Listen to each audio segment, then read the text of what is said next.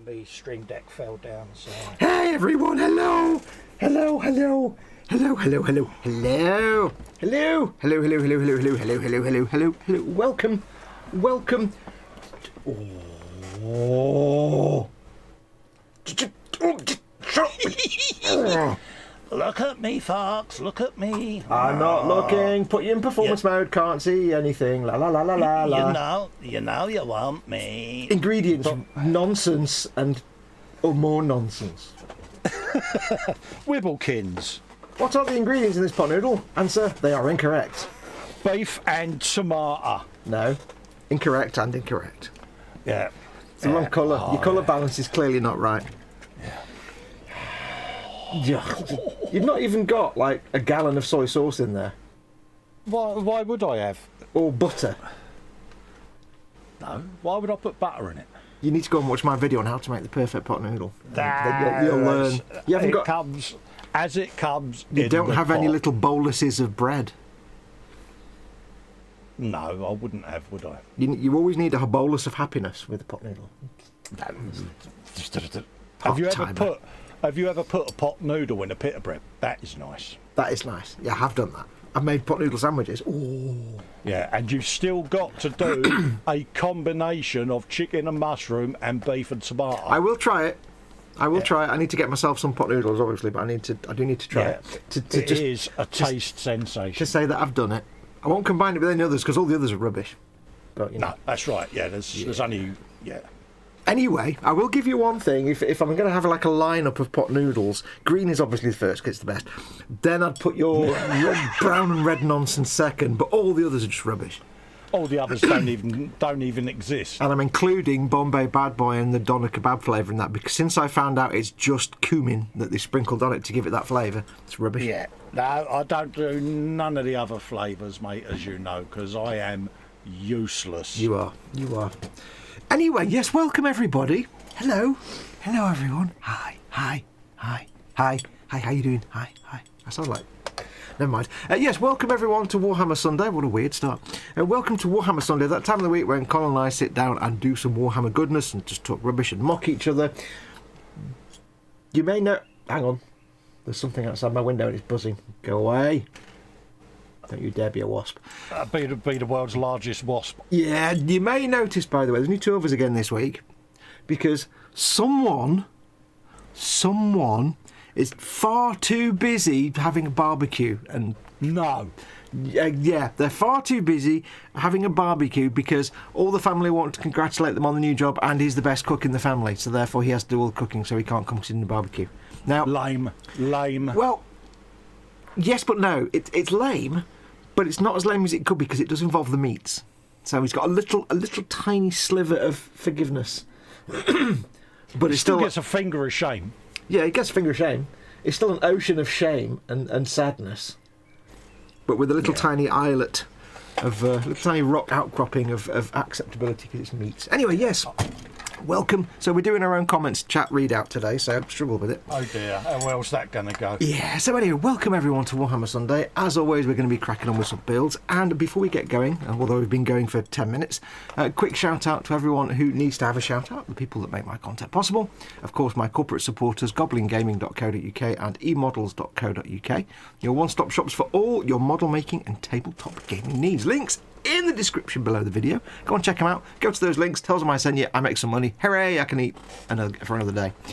And don't forget, of course, my patrons and channel members who support me directly each month. Big thank you to them. If you want to become one, you can go to patreon.com/modelmakingguru, or you can go to pressing. What? It's very warm today. You can press you can press the join button underneath. And you know what? Let's just start again. Hang on. Yeah.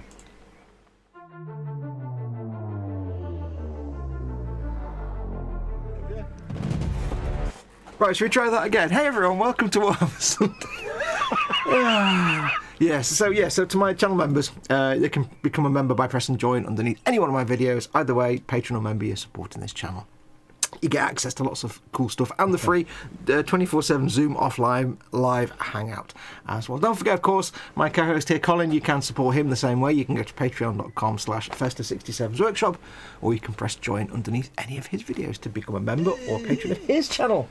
And There I'll you go. be massively happy, and I'll do girly swoony noises, and yeah. I've heard him do girly swoony noises. It's not right. It's, Yeah, you'll be my BFF forever, it's not- ever. It's not right. Anyway, so that's what we're going to be doing. Don't forget, of course, we are depending on you guys in the chat to give us things to talk about. So if you're watching this, you can see we've both got the chat in front of us.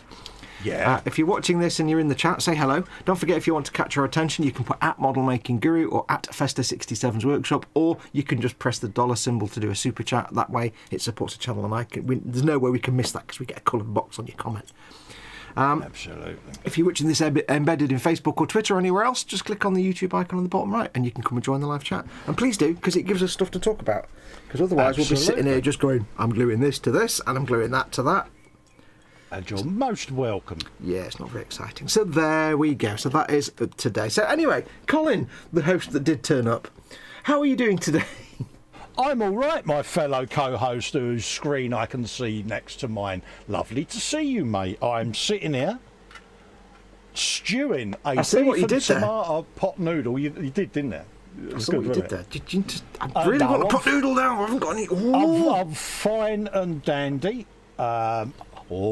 Typage alert, typage alert. Oh, Yeah, I am fine and news. dandy. Oh, he says I'm not even on that screen, am I? I've got it right in front of me, you spoon. spoon! Have you not got it copied, ready to paste? No. So rubbish. It's Muse, he's so rubbish. You should have that whole phrase ready to go, copy and paste style. shouldn't you? It would be if I was on my system, but I'm on this. You should have it ready on there as well. You should Yeah. prepare it. She'll demand that you prepare the phrase in the chat and copy it and then delete it and ready to paste. She'll demand that. Ah, right.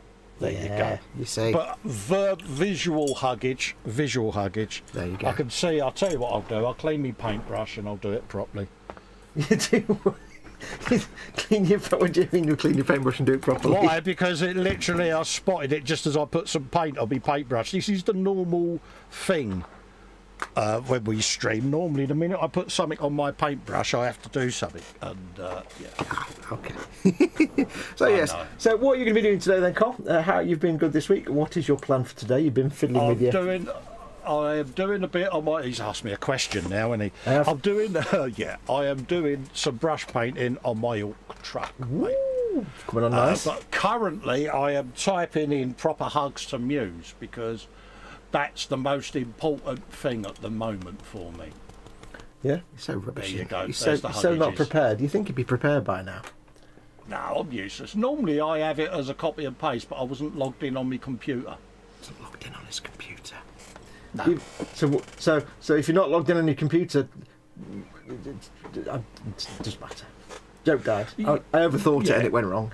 No, you're still getting a view out of me because I'm on my iPad. No, I was going to say if you're not logged in on the computer, but then I really said logged in, not switched on. Never Yeah, I'm mind. not logged in on YouTube.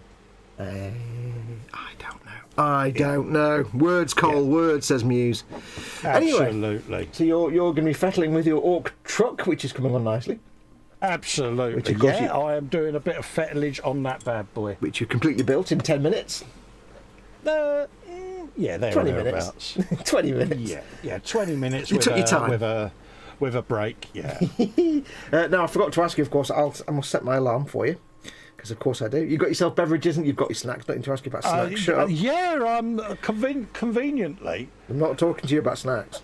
I have a snack here. You can just shut up. I have my beverages. I have just taken my meds, hence why I've still got the pot noodle. Good lad. I've set a timer. Because I now have variable timers throughout the day to remind me to take me pills. And, oh, God, you know what it's like. Lynn says you're cutting Colin off screen. Oh, no, not that I know of. Oh, yeah, whoa, what's gone on there? That's weird. Okay, something's gone weird with Streamlabs. You talk for 10 minutes. I need Talkie. I need to remember how the hell to resize the... That's weird. Yeah, you've got your screen done differently, isn't It's it? because I went full screen, that's why. I'm a chump. Right, there we go. I forgot, of course, it's me doing the streaming, so I can't go full screen. There we go. Sorry, folks. You can go full screen in. Oh no, you've got. No, I can't maximise StreamYard because it kills the Streamlabs. scan of Really, it. I do that all the time in mine, and it works. No, I because don't know it's a what screen you're cap. doing, Nick. It's screen cap, innit? Yeah, that's what mine is. Yeah, but I can't. If I screen cap it small, normal size, I can't then enlarge it because it won't capture it all. But if I Oh, screen you cap- click that little square thing, didn't you, Yeah. in the corner? Yeah. No. Normally, when I have full screen someone, I just click the little head on their screen. Oh no! I mean, I put in my monitor. I put the whole StreamYard thing full screen, not just Yeah. you. Oh, you just so Burke. I could see, but it doesn't really matter. You utter Burke. Yeah, I know. I forgot that bit. It was because I've got the previews. Anyway, welcome everyone. Welcome. Thank you for letting me know, Lynn. Restart. I've been working, of course, on my whack-a-duck-a-ding jet thing. That's apparently what it's called. Apparently. Yeah, that'll do. The Ramanama Ding Dong The jet. Ramadan ding dong, Ramadana chinga chinga ding digga ding digga ding digga ding digga ding digga ding digga ding digga ding digga ding. Ralph Bechtel. Hello, tickle on the tongue. I'm impressed. I'm very warm. I had noticed. It is a bit again today. Gorgeous today outside. It started. I got up this morning to unlock the front door for the porch and stuff, and it was cold and miserable. So I put the heating on. Then I woke up at like 2 o'clock to get my Foxx up, and it was 1,000 degrees because it had suddenly gone from cold and miserable to hot and sunny, but the heating was still on. See, we would know this if we had deserted our loyal viewers and gone out and done a barbecue. But we're not like that. We put the viewers first, didn't we, Fox? Do you know how many barbecues I've got going on right now? None. None. None. I'm not barbecuing anything. Yeah. We will throw Si under the bus Oh, throughout yeah. the stream. There's a big sigh-shaped gap right between the drive shaft and the chassis arms. I don't know what a chassis arm is. I just made that bit up. Right, shut up. Let's crack on. I'm impressed. So let's have a quick. I'll have a quick look and see who's in chat while you crack on. Do a bit of chat dollying if you want. I don't mind. If You're you want. painting. You're doing your painty. I'll crack on. I've only got buildy stuff to do. I'm always interrupting you when you're about to paint something, so I shall leave you to paint for 5 minutes. No, that's all right. I don't mind. I'm used to it now. So. Marcus Broom was the first in hours ago, saying hello, you lot, and chat, of course. Hello, Marcus. Candygram is in. Welcome, Candygram. And Lynn Dipple, of course. We know Lynn's in. Welcome, Lynn. Big hugs. Morning, Lynn. Missed you on my stream. Where's the light violin? Let me get it. Yeah, where's the incredible alt music when I want it? The walking away music. Wendy Hickson's in. Big hugs. Says huge hugs to everyone. Big hugs to you, Wendy. Hello, Wendy. Candy Graffamongo, we said already. We have Bill Cropper. Well, hello. Not seen you for a while, Bill. Welcome back. Hello, Bill. Hello, Bill. Bobbins, of course. Bobbins says, as an alternative to lunch, I've just eaten a small banana loaf. I am okay with this. Good man. You should be okay with that. Joel Grit is in. Hello, Foxx and Colin, and all in chat. Welcome, Joel. Big hugs. Hello, Joel. We have Lynn Dipple says, Si, and he didn't even invite us. Congrats, Si. Bye. Yeah. Bye. Muse is in, of course, as we know now. Wanders in and sits down. Big hugs to you, Muse. Big hugs. Lynn gives hugs to Guthorn. Colin is mewling away in the chat there to Muse to avoid getting the butt kicking Absolutely. that he probably deserves. You know, let's be honest. Absolutely. Have to cut the grass today, says Muse. Ooh, actually, nice here too, she says. A little cool but bright. Delegate it, Muse. You know you want to. No, it's International Let the Garden Grow All Month in Britain. So I'd say Yeah. that's international. The British Nature Association, not the Naturist Association, that's different. The British Natural something or other said not to do your garden this month to promote insects. Yeah, we only do the naturist bit on a Friday, don't we, Steady mate? now. Insects. I like that word. Lynn Dipple, I was sleeping much needed. Colin, I've been real stressed out from work. Oh, That's right. sleep's always a good way to unstress. And that's we're up to date in chat, so welcome one and all. Welcome one and all. Right, what am I doing, Cole? I've got all my cockpit loosely assembled but not glued in place. Oh, you're good. I was able to figure out that I could do some sub-assemblies, which is brilliant for painting. Only a spoon glues the cockpit in before painting it. Yeah. Note to self, make sure I don't do that when I build mine. Note to self, oops, I already did that. Note to self, mine isn't going to be a Dackerjet though, is it?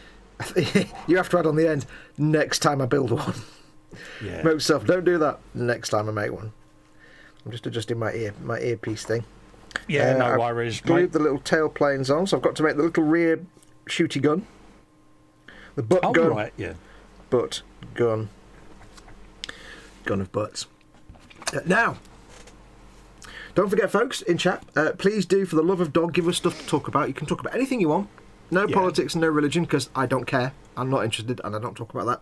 So no politics, no religion, none of that. Jackie's in. Jacqueline Crochet Art. Welcome, Jackie. Big hugs. Hello, Jackie. You all right, darling? I'd get a squishy down to wiggle at you, but he's hanging up over there at the minute. He's not easy to get, but I've still got squishy. He's still around. He's just off to the side.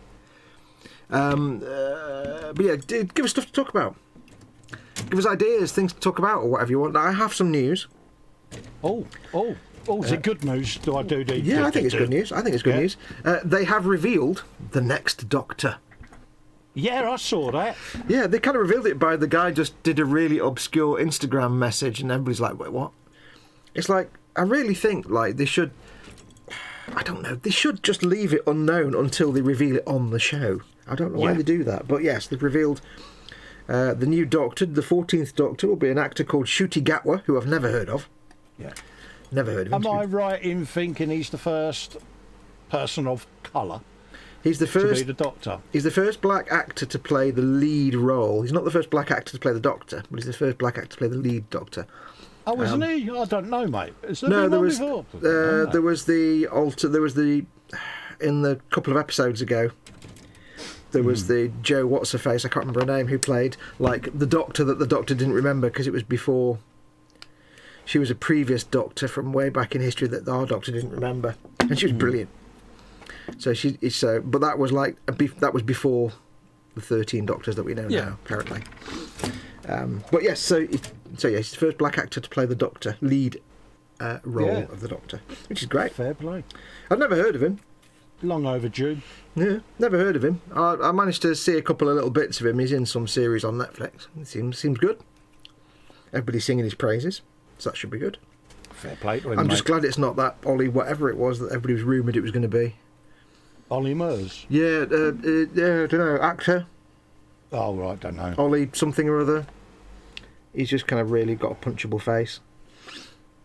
I didn't like him at all. I'm like, no, please don't be him. Ollie somebody or other. He was in Sin or something. I don't know. I've no idea, mate. No idea.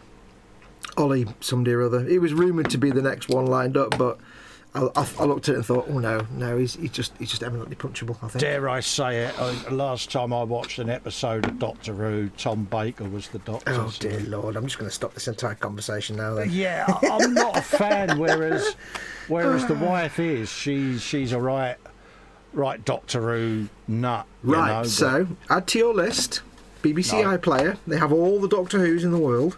I can't be doing that. You do. Nah. David Tennant's brilliant. You have to watch from start from 2005 onwards. There's hundreds of shows. It's hours and hours and hours of watching, and you'll do it. Trust me. You'll never see me again, mind you. That's a big cheer, no doubt. I'm not seeing the flaw in this plan. No, you should do. It's good. Tit.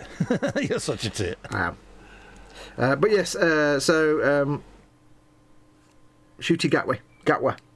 I can't remember his name now. It's funny watching everybody mispronounce his name because it's something like CNTU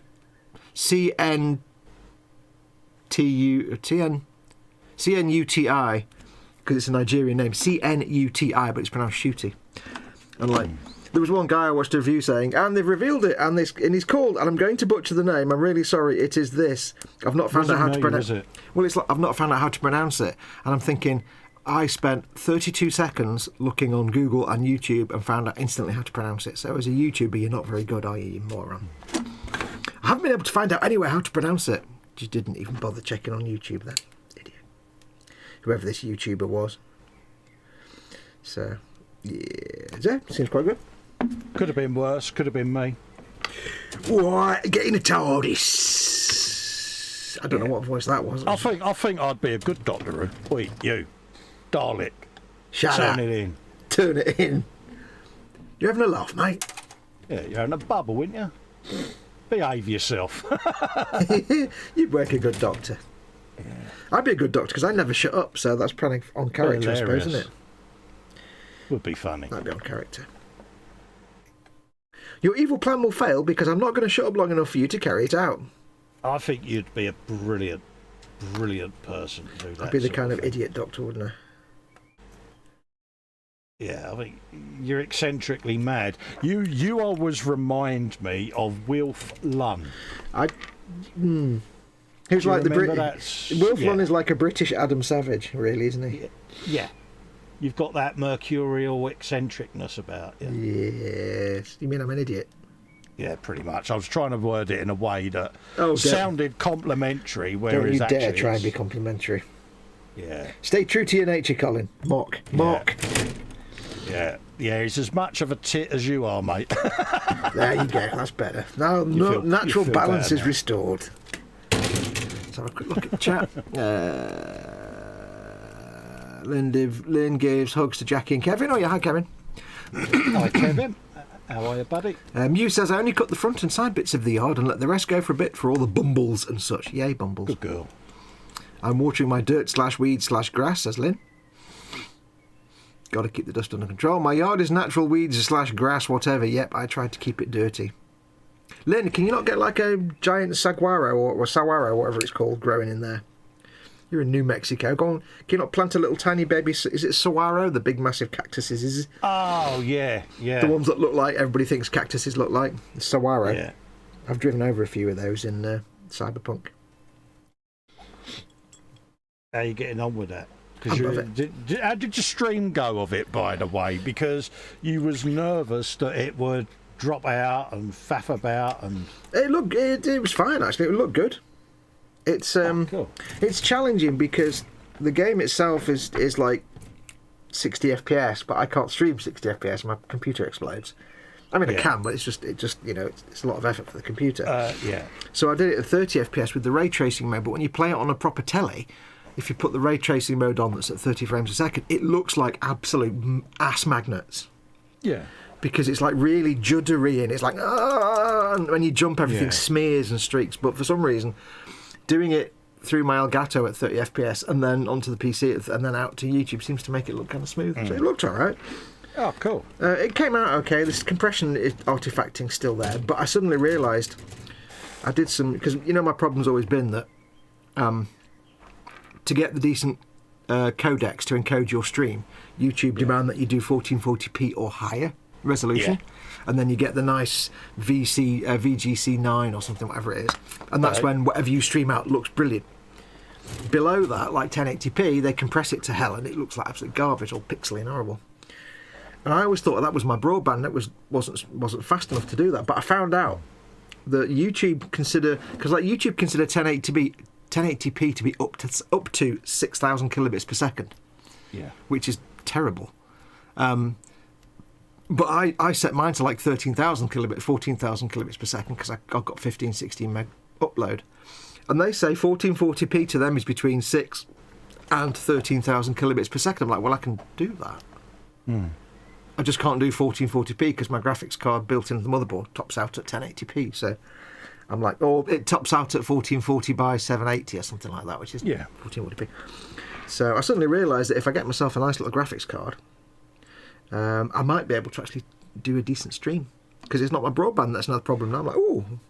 And if you remember rightly, the other week I did offer you one of them, didn't I? You did, and I turned it down. You turned me well, down. I turned it down purely because I still believe that my broadband wasn't in a situation to do anything better than it was anyway. But now I kind of know what YouTube consider 1440p to be. It's like, so I could do 1440p. It wouldn't be brilliant for 1440p quality, but it would be enough for them to give me the nice codec and it would look nice and crisp and clear. Yeah. So I've made some inquiries with one of my friends who makes things, and see the guy that made my computer, see what he reckons would be the cheapest, simplest option to get a graphics card in there. So we shall see. But yes, I should have taken your up, but I thought it was the broadband that was the problem at the time. Yeah, we got you there in the end. I've been busting his nuts for weeks going, I've got a spare. And then I thought, well, Foxx politely declined, so I slammed it in Lexi's gaming PC. Give him an upgrade, and then yesterday Foxx messages me. Still got that graphics card you got. Yes. Well, the thing is, I wasn't aware that my broadband speed was actually enough, and I didn't realise that my computer as it is couldn't go beyond like 1080p. Yeah. I thought I could do 1440p, but because I suddenly thought, I could switch it to 1440p, and I've got this. I can't do 14. Because Streamlabs just tops out at 1080 because that's what my graphics card can do. So. Yeah. Wow, it's really warm and sweaty. It is, isn't it? Yeah. So anyway, how the important question belly and bench. What's in the belly? What's on the bench? There you go. And what is your beverage of choice on this sunny day? What is your what are you putting inside yourself, food and drink wise? Absolutely. Keep it clean. Yeah, belly and bench, folks. Absolutely. Yes, it went all right yesterday. It came out looking okay. But get myself a little graphics card. It's just I don't trust myself to install it, so I normally get my friend Martin, who makes my PCs, to do it. But of course, he's got 2 kids, and so his entire household is just a disease vector. Yeah. And I've got to be careful with Mama Foxx and the chocolate velociraptors. So whether I can get him round to sort it out, I don't know. If that's a wise idea. You just plug it in, mate. Yeah, you're talking to me.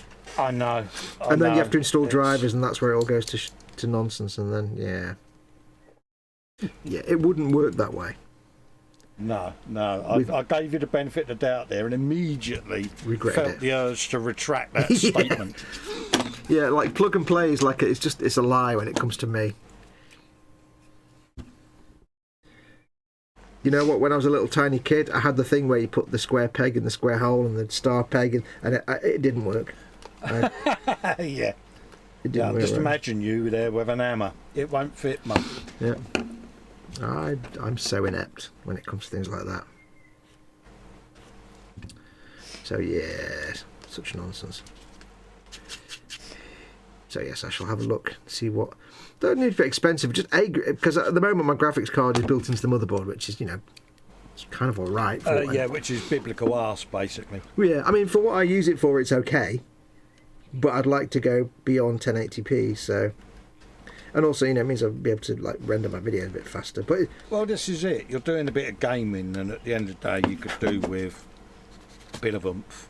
Yeah, I mean, I don't need a graphics card that can play the game because I'm not gaming on the PC. But I do need something that can take the video and render it and compress it and stream it out at a higher res. So I wouldn't ever game on the PC because I'm a console gamer. I like to get away from my computer. Also, you get in the same situation where if I get a game on PC, I wouldn't be able to get it running. Really? Yeah, no matter how simple. Every time I've tried loading a game onto a PC in my entire life, it's been a clusterflock and I've been swearing. Oh, bless you. Just because, I know things have got better, but even now it's like, because, there's so many variables. Oh, wait, you need this thing, you need to patch this, and I'm just going to buy it on console. There you go, bye. Yeah. I'm useless. Talking of gaming... Did you notice how quiet I went whilst you was having that conversation? Because I knew what was coming. Yeah. Yes, I shall be streaming Grim Fandango, hopefully this week at some point. Grim Fandango. Can he play it? Grim Fandango. Yeah, of course you can. And probably tomorrow or Tuesday I'll finish the artwork for Skyrim and do a test of that. And then... that'll be an option as well. So now random gaming streams will appear. I can't wait for you to do Skyrim. I'd love to do it with me sat there while you're playing it, so we're talking at the same time. You can come in if you want, I don't mind. That would be good because I can explain things to you and mock you. Yeah, absolutely, mate. We'll sort that out. It's up to you, unless you just want to play the game. It'd be a bit like Mystery Science Theatre 3000 or something. Yeah, but at the end of the day, the ability to mock me has got to be done, innit? Yeah. Plus, I can get excited if you make a cow joke to go into space or something. Yeah, I know deep down your little toes are all jiggling in the thought of, I could sit and mock him mercilessly forever. No. Only when you get your ass handed to you. Oh, that's bound to happen. Yeah. Have you decided how you would play yet? You said, I think you were going to play as an orc, weren't you? You said. I did originally test the game out on the PC as an orc. I've still got to put on the enhancements. All your mods and stuff. Yeah, so I've got to have a play with that. Oh, yeah. But it was just getting the initial game loaded just to see whether my system was man enough, which it is. Yeah. I'll get all the mods loaded. I'll probably start from scratch, to be honest. Oh yeah, start again from scratch. That's the best way to do it, because you've got to spend at least 45 minutes of your first episode in the character creator. That's the law. Yeah. Building the character. Well, I say I'm going to be building the character. It'll be Foxx. Yes, mate. No, I'm not. What character would you like me to be? No. You know the game better. No. I will not actually help you in that at all. You will build whatever character you want. Yeah, but I know what's going to happen. Oh, I'll add that and I'll hear. No. No, that's the thing. When you build the character, you're not locking it into a particular character type like mage or anything like that. So you can do it however you want. Lynn Dipple says Skyrim. Oh, that's going to be fun. Can't wait. Yeah, I'm going to have a go. Hello, Paul. Paul Lewis is in. Hey, Hello, Paul. mate. Joel Grit says bench Tamiya 124th Tamiya Porsche 911 turbo belly, soon to be full of chicken stir fry served on a bed of rice. Ooh. Pardon me. Lynn Dipple belly Macy D's pancakes milk. Macy D's is a Lego Lunar Lander. Ooh. Lego Lunar Lander. All the Spider Pigs coming out. Yeah. Lee Eagles is in saying hi guys. Hello, Lee. Hello. How you doing? G'day, Lee. I don't know why I went Australian. Yeah, no, I would not at all tell you how to do anything in Skyrim. I mean, the only thing I'd be telling you how to do is like if you said, how do I do this thing? How do I set this in the menu? I'd be telling you that, like, you know, how do I set this as a favourite? But I wouldn't be telling you how to play the game. That's entirely up to you. You can't do that with an RPG. I've got absolutely no idea what I'll be doing with it. It's one of them for me where it's just going to be something different. Yeah. Like I say, the joy of it will be, like I say, it's all. I can't tell you how to do anything. I'll give you like guidance as to how to technically do things like menus and stuff, but not and you know how to make game mechanics, but not how to actually play. No. It's entirely up to yourself. Yeah. You'll be like, do you think I should put points into this? No, it's up to you, mate. What do you want to be? But yeah, you are legally required to spend at least 45 minutes in the character creator. The one advantage you'll have is that when I was doing Cyberpunk yesterday, I tried to keep the time in the character creator quite minimal because it's not that good a character creator. Yeah. The problem with Cyberpunk is you've basically got a bloke or a woman and there's not a lot of variation you can do to them. Yeah. So it's not that great. But there was, of course, some intended and unintended gentleman sausage in the packing area on my stream. You won't have that on Skyrim. Nah. I had to expose gentleman sausage to the public. Oh, you had to be parts. The thing is, I had to because I had to ask the audience whether they wanted cut or uncut. It was an important question the audience could take part in. Yeah. Because you can choose your BPIS. Yeah. You've got large, small, and normal, and you've got like whatever different types. But you could also, if you wanted to, have a lady garden. If you wanted to. Oh dear. You could be a gentleman with a lady garden, or a lady with a gentleman sausage, however you want to do it. Oh right, yeah. So the audience seemed to default to. We all defaulted to like large rather than the options are. the options are small, large, and default. Yeah. So I said that sounds good. If anybody ever asks you how large you are, just if you don't think you're that big, just say you're default. Don't say small. Default. Yeah. What size are you? Default. But it's like who would ever choose small? Why would you? Yeah, it's like. Yeah. So we had to, and there was an accidental bit of beepish showing when I had to change some trousers. But other than that, They should really know that it's going to be blokes playing this game 90% of the time. They're all going to go for one option and one option only. You know, they're going to want a man-by-man sausage, aren't they? You know what I mean? You should just have, like, you know, realistic or in your mind. Yeah. You wish. So, yeah, so you won't have that with Skyrim. I would never try and convince you. Well, I would. When you create your character, it's entirely up to you how long it takes you to choose to become a Khajiit. That's entirely up to you. I'm not going to influence that at all.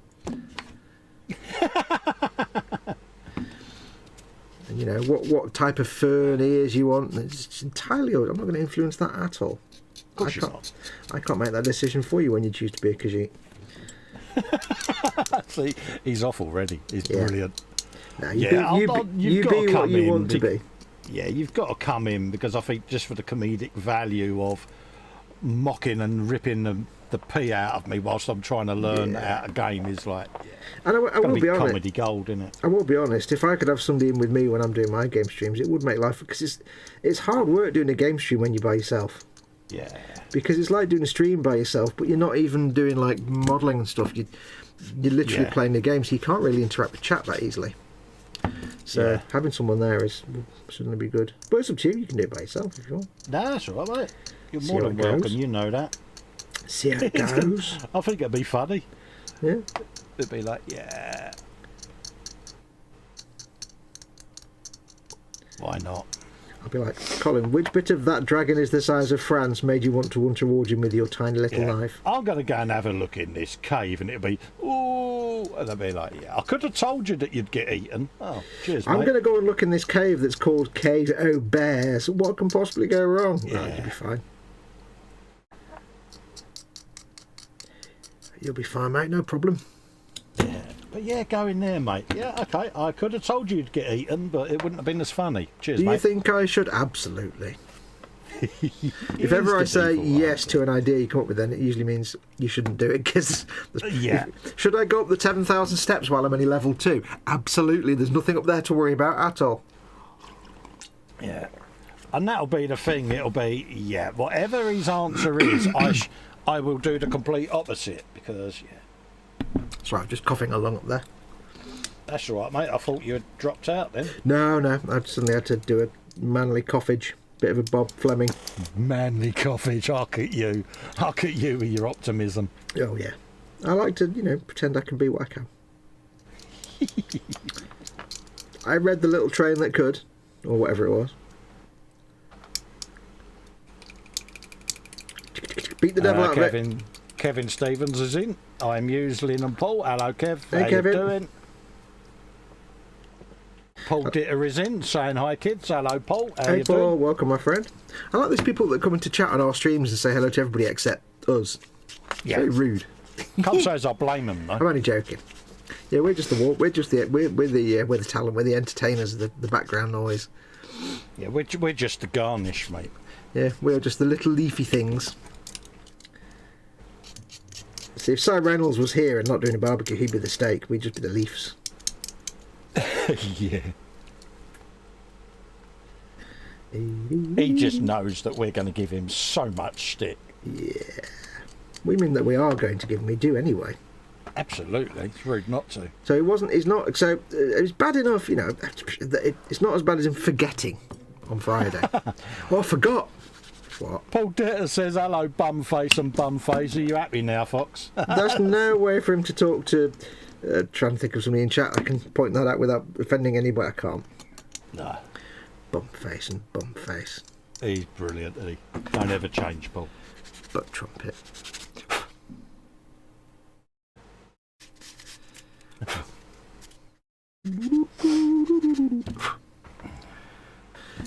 So come on, folks, give us stuff to talk about. No politics or religion, but for the love of dog, please come up with something we can talk about. Absolutely. Because we'll just go into quiet mode and be working, and then you'll get bored and we'll all die of old age. I've got a rivet to replace. Oh, Yay. good man. Yay. Good man.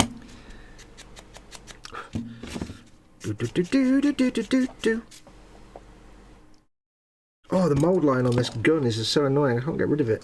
Lee Eagles has had the flu for 3 days now. Oh, I'm sorry to hear that, mate. Man flu, I hope. Oh, well, there's only one kind of flu. There is only one flu, isn't there? Man flu. The girls get the sniffles. We get proper man flu. I think they now actually recategorise man flu as Peruvian death disease. Yeah. I woke up this morning and I was a bit bunged up and I got a little bit of a sore throat and I feel really tired. Oh, then we fell out. Yay! Back in a second, folks. 1 second. Hey, I love StreamYard so much. Such a reliable piece of software website. Cheap Chinese. We spoke too soon, didn't we? Yeah, you spoke too soon. You opened your great big gob and everything fell out. Not of your gob, but you I mean. didn't drop out at all on the frolic the other night. It was quite amazing, wasn't it? Yeah. Somebody at StreamYard must have been asleep. Yeah. Yes, give us stuff to talk about, folks. Please. Absolutely. Anyone seen the Batman Thoughts, says Paul Ditter? Nope, not seen it yet. Not seen the new one yet. I've heard good reviews about it though, mate. Marcus Brown says, okay, The Dig or Full Throttle, discuss. I don't know what either of those are. Isn't Full Throttle a game? I don't. I think so, but I don't know. you are talking to the world's most inept gamer. Yes. That's like calling me an inept priest because I'm not actually a priest. Yeah. As you'll all find out. I soon. can't wait for you to do Skyrim. Oh, hey you! You're finally awake. Oh, I've heard that so many times.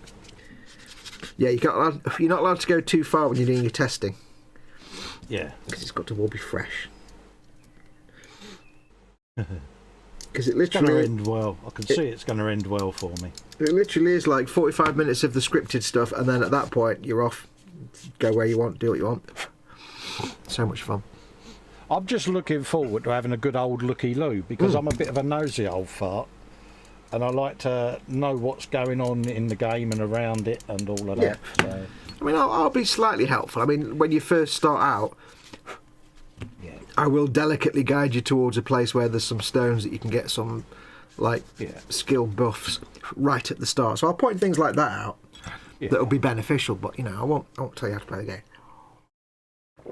Like when you first go into the open world and you're free to do what you want, there's some like thingy stones there where you can go and get some buffs, and they're right there. They're just like 10 yards down the road, so I'll tell you where they are. But after that, you're on your own. I'm going with Full Throttle because it has attitude to spare, says Paul Ditter. I don't know what Full Throttle is. The Batman is good, says Joel Grit.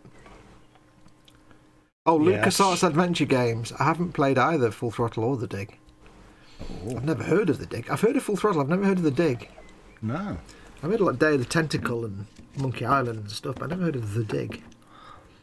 Willkommen auf das Diggen gefahren, ja.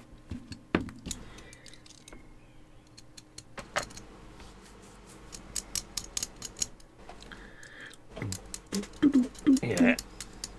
I've never played the Zelda game. No, Well, I've never played that. Well, I tell a lie. I have got one of them on my modified original Xbox. Yeah. Because it's got loads of Nintendo games on there. And I tried playing it for 20 minutes, and the control schemes were so inept that I was like, I can't play this.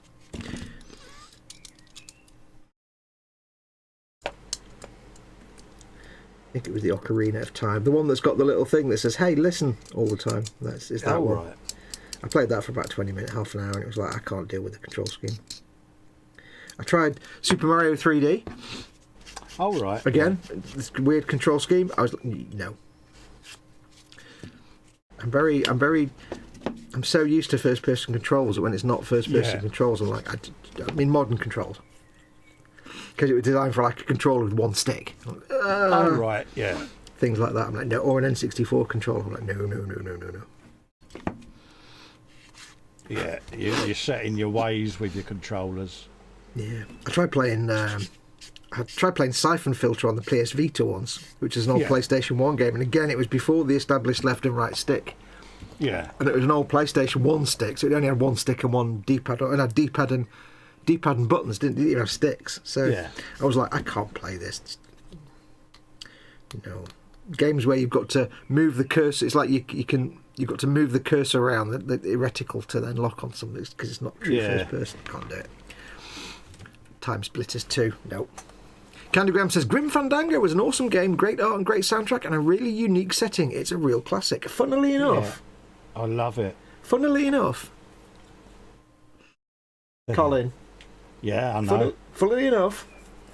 I'm going to be streaming that. There you go. Got there in the end. Yeah, I know. Yes, Jeff. Yeah, and Jeff knows. He's seen the post. I know. I'm doing it for the benefit of viewers who may not have. Yeah, I know. I'm just crap at pimping, ain't I? Mind you, I have pimped it, so yeah. Look at the pimpularity. But it's just going to be something different, and it's a game I enjoy playing, and in my downtime when I'm sat here playing it, I might as well stream it. So that's what I plan on doing. And classic old games. Does it actually? Did you have to like put it into you get like games on Good Old Games where they have like a box that it has to run in. Like what, an emulator? No. Yeah. No, this is Grim Fandango Remastered. It got remastered a few years back to bring it up to date from the original 90s game, so it runs on more modern PCs with Xbox controllers. Oh, cool. So they patched it all and revamped it so that it's come out of the old 4.3 aspect ratio into full 1080. So yeah, 16:9. Yeah, that's cool. Yeah, so yeah. I got Dark Forces a few years ago on GOG on goodoldgames.com. Yeah. Which I didn't know is owned by CD Projekt Red, who did Cyberpunk and The Witcher. So I got like Dark Forces on there, and that was just such an absolute. Well, I got it from somewhere else. I tried installing it. I had it on disk. I tried installing it to get it to work on Windows 10. Yeah. And it didn't. It was so much of a night. I spent like a week trying to get this damn game to work. And in the end, it was like, no, it's just not. No. And then Good Old Games had it, and they said, but we actually, when you download it and buy it for a few quid, it comes with the container that allows it to run on like modern computers. So we've done all the work for you. I was like, finally. So it did actually work, but then I couldn't play it because the controls were just terrible. Yeah. Because it was like, before we all had controllers with twin sticks and we could do the first person shooting. We all got used to like WASD controllers, like on the keyboard, WASD and. Yeah.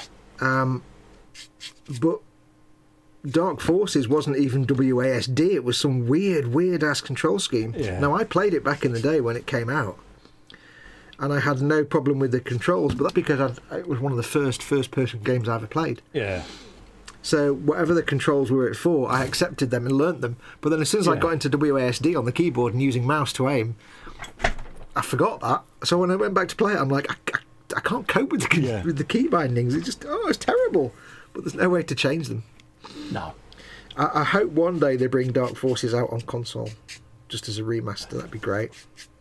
Yeah. I think I've got it on my modded Xbox, but so I can play it with a controller, but it's not ideal. No, I think some of the older games just need completely revamping to get that to happen, don't they? Well, I've got a load of old like PC type DOS games on my Xbox, but they don't seem to work very well. They weren't very reliable for starting and working. So, but yeah, it'd be great. I mean, you can get Duke Nukem 3D on the Xbox. So, and things. I downloaded Quake the other day on Xbox Live. Oh right, yeah. God, that's a blast from the past. Yeah, the original Quake. Yeah. You can't get Quake 2 apparently. Oh right. But Quake's on Xbox Live. Now, seeing as sorry for the coughing. Seeing as Microsoft now own Bethesda, I also id by the same thing. Hopefully they'll get the other Quake games coming out onto Xbox. Like Quake 2 was never released on Xbox. Yeah. I mean, they can't say it's because of licensing because they own it all now, don't they? So. Well, with Quake it's different because the soundtracks were done by various... Like, in Quake, one of the problems that I had with Quake being released for a long time was it was actually Terence Trent Reznor or whatever from Nine Inch Nails that did the music. Oh, right, yeah. And there were some copyright issues after a few years because of various reasons, apparently. Yeah. And then they resolved all that, so... Not Terence Trent Reznor. I'm thinking Terence Trent D'Arby, you idiot. Trent Reznor. Terence Trent Reznor. I say Terence Trent D'Arby. God, that's a blast. And I've just merged Terence Trent D'Arby and Trent Reznor into one global organism, which is probably terrifying. Yeah. Probably done a terrifying thing there. Terence Trent Reznor. Jesus Christ, Foxx, come on. Yeah, what do you like? I've made a gun. Oh, I need to drill the barrels out there. Fudge. And they're really tiny. Ooh. Let's take it all apart again. It's easier to deal with in bits. I need to sniffle my nose once. I'll turn my microphone off. One sec. You're a sniffle. Paul Ditter says the Jedi Knight was great. He said, yeah, Colin, the graphics are only half the story, but forget how much gameplay has moved on. Yeah. There we go. Things are massively different. I mean, I still have an old 16-bit Mega Drive hooked up to me TV. And, yeah, as you can imagine, it is So different. There was a lot of the old games where your imagination filled in all the gaps, though, wasn't it? I mean, when I first... Go on. Go on. No, go on. I can remember starting playing games where it was a DOS text game, and it would be, you have walked into the room and on the left is a table. Yeah, basically King's Quest. Yeah, pretty much, yeah. Yeah. I remember playing King's Quest at primary school when I was like 6 or something. Yeah. God, that was in the 1970s, early 80s. Good God. Absolutely. Muse says from pixels to realism is awesome. Hello, Mama Foxx. Hello, Mum. Okay. Oh, bless her. She's going for a snooze. That's not allowed. She's taking advantage of the fact I'm stuck doing a live Marcus stream. says Quake, Doom, Half-Life, Carful, Wolfenstein. Yeah, I got Wolfenstein. I got Wolfenstein 3, not 3D, but the one that came out in the early 2000s on the original Xbox. Yeah. Not the crappy one with the supernatural, really weird supernatural stuff, but the one that came before that. That was quite good. And I remembered it being quite good, but it was never re-released or backwards compatible. No. So I watched a video the other day of it, and I'm like, oh, actually, it's not that good. There was a bit, because I saw this bit, and I hadn't seen it for like 20 years, maybe. Well, 18, 19 years since I've seen it. And the first thing I heard was the sound of a door opening. This particular door sound. I'm like, oh God, I've forgotten about that. Now I remember everything about the game instantly. Yeah. And it wasn't that good. Yeah, I've still got Silent Hunter 5, I think it is. Oh yeah. Still got that.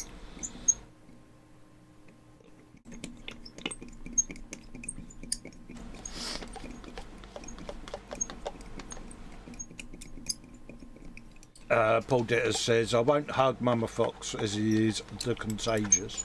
Sorry to hear that, mate. Blah, contagions. Yeah, get well soon, Paul. Yeah. Destroy the microbes. Does that mean to say you're spending all day at home surrounded by 3D printers? What on earth are you going to do? Oh no. Oh, I'm Affy, Paul. Can you go to work? Can you do anything today?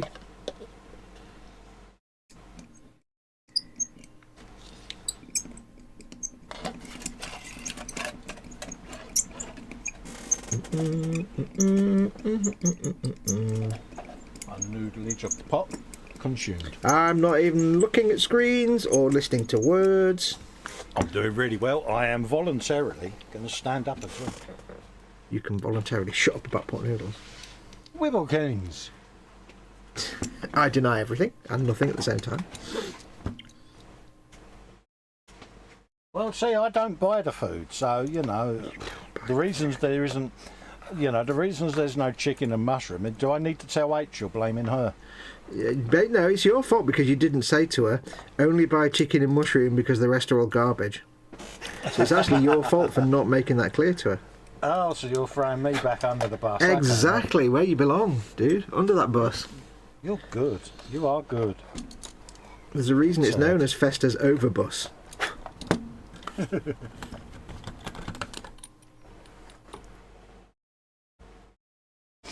That's one barrel drilled. Muse says, I remember going to the store to buy a C64 with games. Good girl. Yeah, I remember my brother going to buy a ZX81. ZX Spectrum, wasn't it? No, he got a ZX81, the first one. Oh, nice. He got one of them, and then he got back, and there's nothing in the box. He went back to the shop and got one. Yeah, there you go. Oh, yeah. I remember we had an Atari 400. Oh, nice. That was our first home computer, sort of. And then Dad bought me a game. I think it was Pole Position. And it said, this game needs the 16K expansion. So my dad had to then, like, with me skriking about it, had to go all the way back into Manchester to get the 16K expansion for this Atari. Oh, well, you bought the game. I remember having a Spectrum 48K Plus, which I was really happy with until about the 4th day of owning it, when I plugged a joy. I made the terrible error. Stupid design decision. The terrible error of plugging a joystick in whilst it was turned on. Oh. Which destroyed all the chips, and you had to send it back to shop to get repaired. Oh, bad move. Yeah, it's like you weren't supposed to plug things in when it was turned on, apparently. I was like, what? Whereas now, plugging the USB in when your computer's connected is not a problem. I was like some 15-year-old. I didn't understand anything why you couldn't just... stupid design decision that was.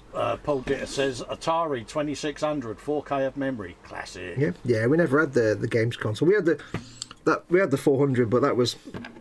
I think Mama Foxx at one point says to me and my brothers, right, we can either go somewhere on holiday, somewhere sunny on holiday this summer, or we'll buy a computer. This is like in the, I don't know, very late 70s.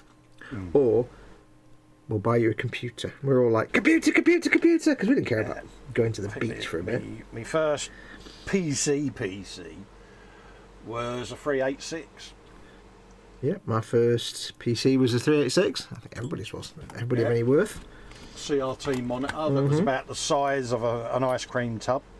Well, my first PC that I played games on was actually Mama Fox's PC. She had a computer before me. Legend. Yep, the ledge that is Mama Foxx. Candy Ground says he's still got his Atari 400 and 800. Upstairs in the loft, I have a Binatone 10-in-1 games console. Oh yeah, we had one of them, orange and black. Orange and black. Got one of them in a box. I've got the Atari in its box. Obviously the Sega Mega Drive with Mark 1 Mega CD, the one that stacks under it. What else have I got up there? Got a double deck VCR. Oh yeah.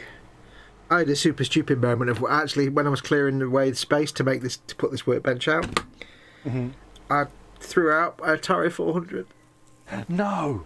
I know. It was just all cleared out. It was like clearing because there was so much junk and stuff. And I was like, only later I thought, oh crap, what? Oh. Yeah. Yeah. Well, you live and learn. Or rather, Candy you live Graham says his first computer was a Sinclair ZX81. Yeah, Paul Ditter says his first PC was a Pentium 100 with a massive 16 mega RAM and a whole 1 gig hard drive. Wow, my first hard drive was a 250 meg hard drive. Yeah.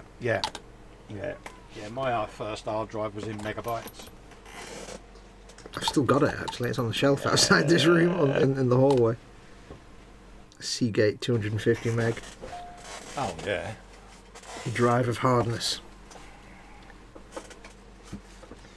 Serial port mouses. PS2 keyboard. Yeah. I was in PS2 connector.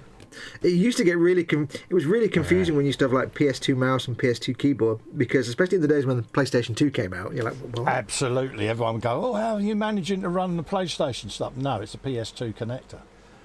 Yeah. Like, oh, I don't understand. Never mind, love. I remember when USB first was muted as a thing. It was like, yeah. Yep. I think somewhere I've still got a 3D Blaster Banshee graphics card somewhere. Oh, yeah. I've got an old Sound Blaster card somewhere. Yeah. Somewhere I've got an old Thrustmaster joystick, probably in the loft somewhere. Mate, I've got a modem card as well. Sarah Jane says first warning. PCs come with them. Sarah Jane says first warning to Foxx for waffling and not saying hi. Hi, Sarah Jane. Hi, Sarah Jane. Nobody told me you were in. Oh, don't you dare try to throw me under the bus for that one. You didn't say hello to her either. Well, you didn't get told off. Yeah, but you're the host. You should have made a point of acknowledging her. I'm busy.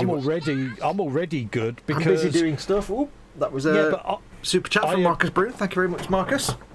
Absolutely, legend Marcus. I acknowledged her in my stream earlier on. So. Dinner time. Enjoy the rest of your Sunday. Take care, all, says Marcus. Take care, Marcus. Take care, Marcus. Thank you. Enjoy your chicken stew, mate. It's totally your fault.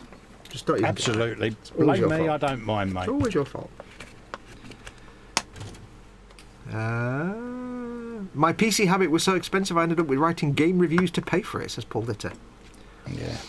Candy Graham says, I paid over $800 for a 60 megabyte SCSI hard drive, which was a bargain price for the time. I remember when I had an Akai S2000 sampler, rack-mounted sampler, and we expanded the memory in it because you could still get the memory chips. But I had a few like CDs of sample libraries from Akai sample libraries. I'm like, damn, how am I going to get these on? And there was a dirty, great big SCSI port on the back. Yeah. So I had to then... This was in the late 90s, early 2000s. I had to spend ages hunting around trying to find somewhere in the early days of eBay someone that had a SCSI compatible CD-ROM drive. Yeah. And it was like, God, it took forever. And I found one in the end, and it was such a slow read time. It was like, Yeah, my first CD rewriter was SCSI. Yeah. But it's like, it finally meant I had all these like collection of sound libraries that I could actually use on my AKS 2000. I mean, I can remember when CD writers first landed. I can make my own, discs.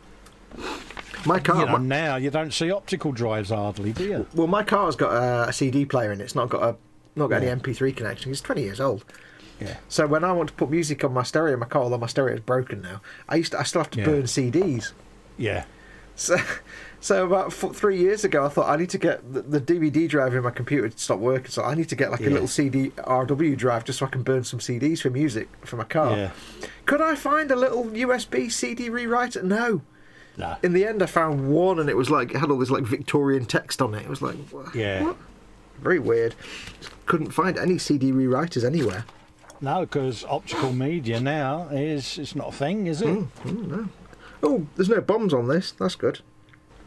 It's like software. You used to buy a box with all the software in. Mm-hmm. Now, it's subscription is the model. It's only because they know they can keep charging you for software. But I love the fact when you see the store with the software, they have like a fake box for the software on the image. Yeah. Yeah. It's like, really? Exactly. Okay, Fox, you don't need to struggle to find the bits that are wings because they look like wings, you idiot. Yeah, see them sprues with them wing-shaped objects? That'll be the wings then, won't it? Yeah, my wings are on the other one. It's like, I've got the other side to do yet. It's a V-wing at the moment. It's not an X-wing. It's a V-wing. It's a V. Yeah. Only flies in circles at the moment. That's all right. We were on the stream yesterday. We were trying to. The main character's called V, so I was trying to come up. Obviously, I can't really rename him because he's called V, and I can't do a voice for him because he's not. He's voiced character. So we're trying to figure out what V stood for, and in the end, we came up with the name Vertibird Dangleprop is my character's name. Yeah, that works. Vertibird Dangleprop, or V, as he's known. Yeah. Yeah, but his initials would be VD. That's not good. That's all right. His surname is never mentioned. Just saying, mate. Not that I'd want to put that in your mind. VD, not a problem. Hold up a minute. What's wrong with me having a character with a dumbass name? Sarah Jane's just given Paul Lewis a house point. How's that work? And hugs. What? It's because... Hold up a minute. It's because he's said, afternoon, Sarah Jane, and a flower for you. Oh, he's good. Yeah. He is good. Yeah. Yeah, he deserves that. Award well deserved. Just to go back a little step, I got told off for waffling and not acknowledging her. Can I just say that when she came into the room, she said simply, "Hi, I'm Muse, Paul and Lynn, hugs," and that was it. Me and you didn't get a look in. Absolutely. So, duh. That's all right. Cy Reynolds' fault. Yeah. I think Cy Reynolds should be fined for going to a barbecue. Yeah, Cy Reynolds isn't here because he's at a barbecue. Doesn't get fined the full point now because it is meat, and meat's always a good excuse, but even so, his family is far more important than us. This Absolutely. is not acceptable. So sacked.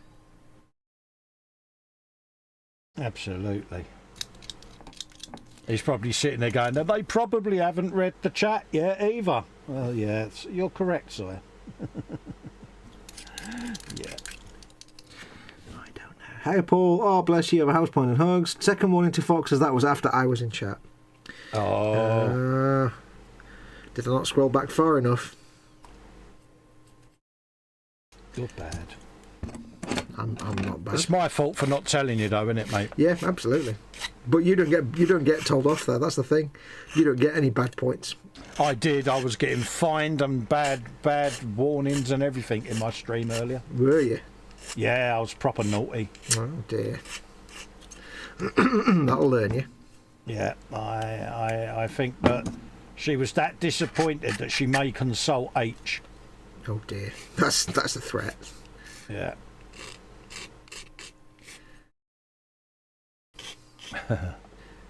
H would take her side anyway, straight away. Oh, H would take everybody's side that wasn't yours.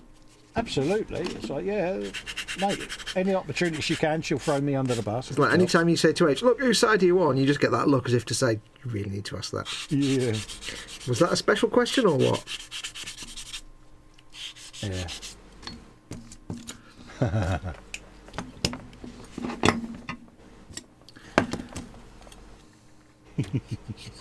Do you know?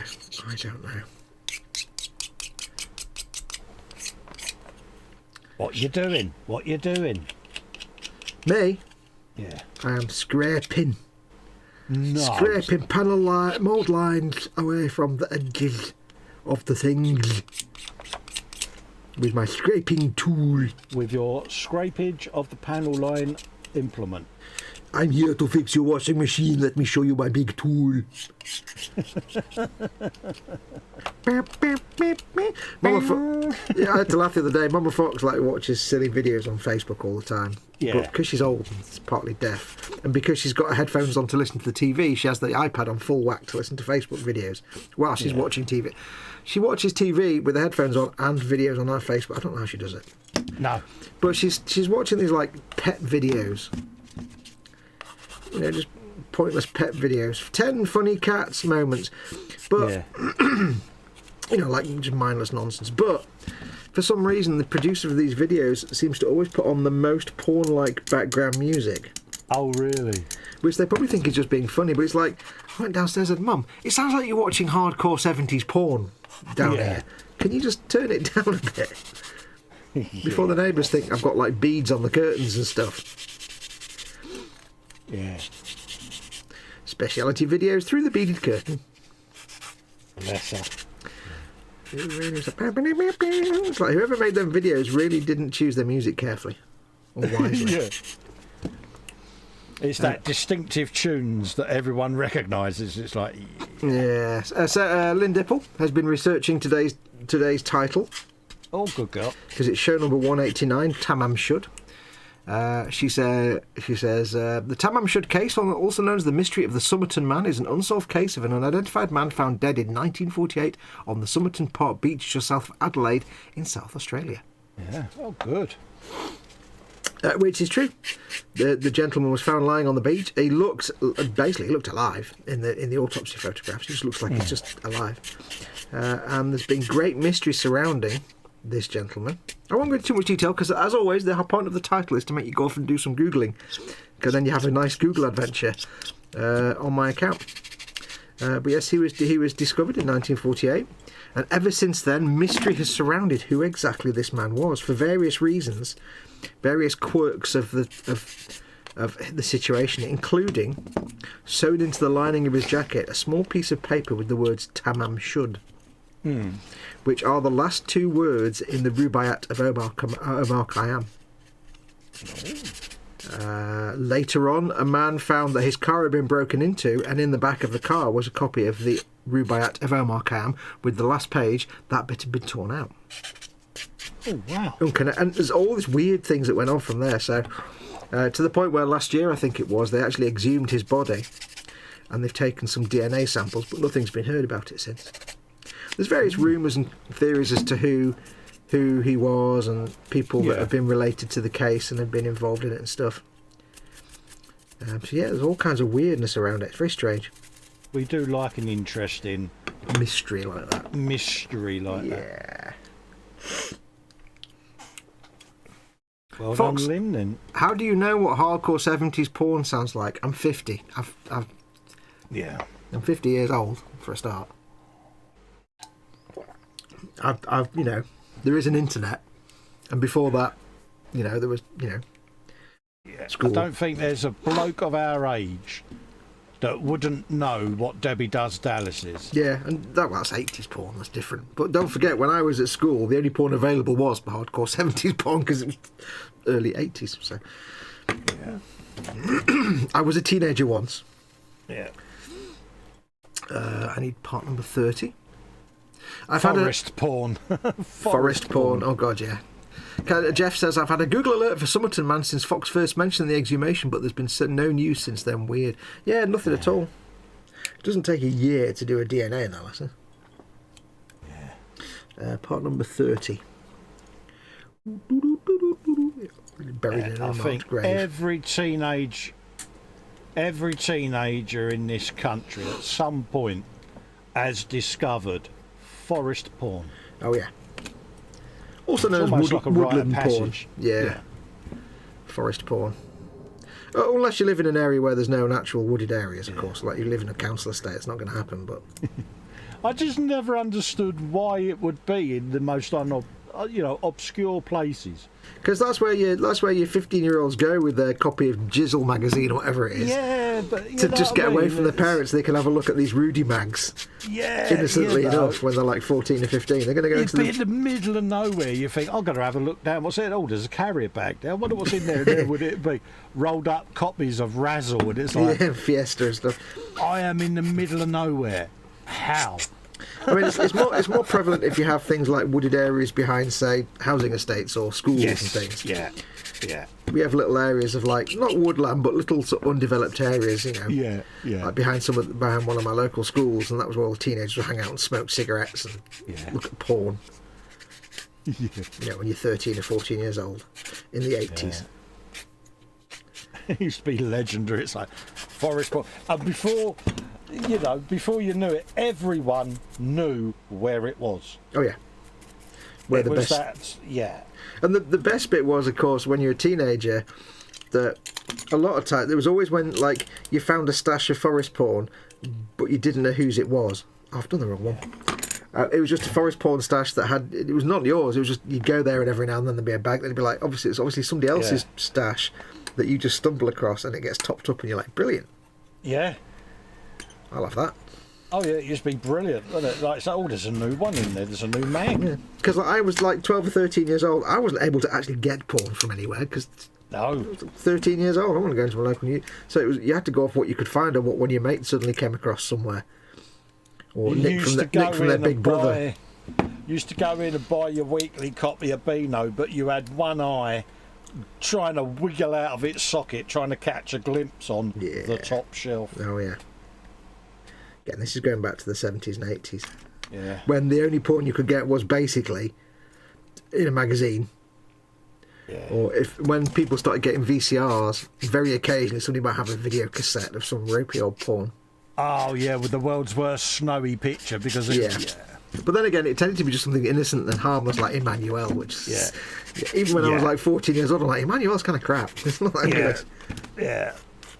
But there's always somebody who would suddenly find at school who would suddenly have a rare video of some proper continental porn. You'd be like, oh yeah, and it'd be like some French, German hardcore, yeah, and it'd still be terrible even by today's standards. But you'd be like, wow, it's foreign, it must be good. Yeah. Some bloke with an Hulk Hogan moustache and a mullet, and it's like, I've come to fix your washing machine. Let me show you my big tool. It was the most obscure storyline, wasn't it? And it's like, really, it's like, what environment are they going to be in that's going to create the opportunity? Yeah. I will change your light bulb now. Oh no, all my clothes have fallen off. Yeah. Oh, could you hold my tool for me? It's like, oh, here we go. It was terrible. Corny line's been delivered. Of course. Cue the sound of a zip. So that was the wrong wing. Bad, really. Halcyon Days. Absolutely. It's an interesting article on Wikipedia, says Lynn Dipple, about Somerton Man. Yeah. Foxx, any person who, when a day old, was talking about the olden days, says Sarah Jane. I'm 50. You're only a pup. The only olden days to me were the 1970s. When everything was warm and sunny and brilliant. I love the 70s. They are so nostalgic. If I could go back in time now, I'd probably realise that the 70s were cold and wet and miserable. But when I was a kid, so therefore they were brilliant. It was full of exciting times, wasn't it? Well, it was full of, I didn't have to go to school yet because I was too young, so everything was brilliant. Nothing gave me more satisfaction than seeing my elder brothers go off to school and I'd be sitting there playing my toys going, you know what, I can just sit in the garden all day. Woohoo! Yeah. I was very short-sighted as a child. Yeah, but then when they was out earning money, you was sat there in a school uniform with your books. Yeah. Oh, that's not fair. Well, I didn't want to go out and earn money, but I didn't want to be in school. Yeah.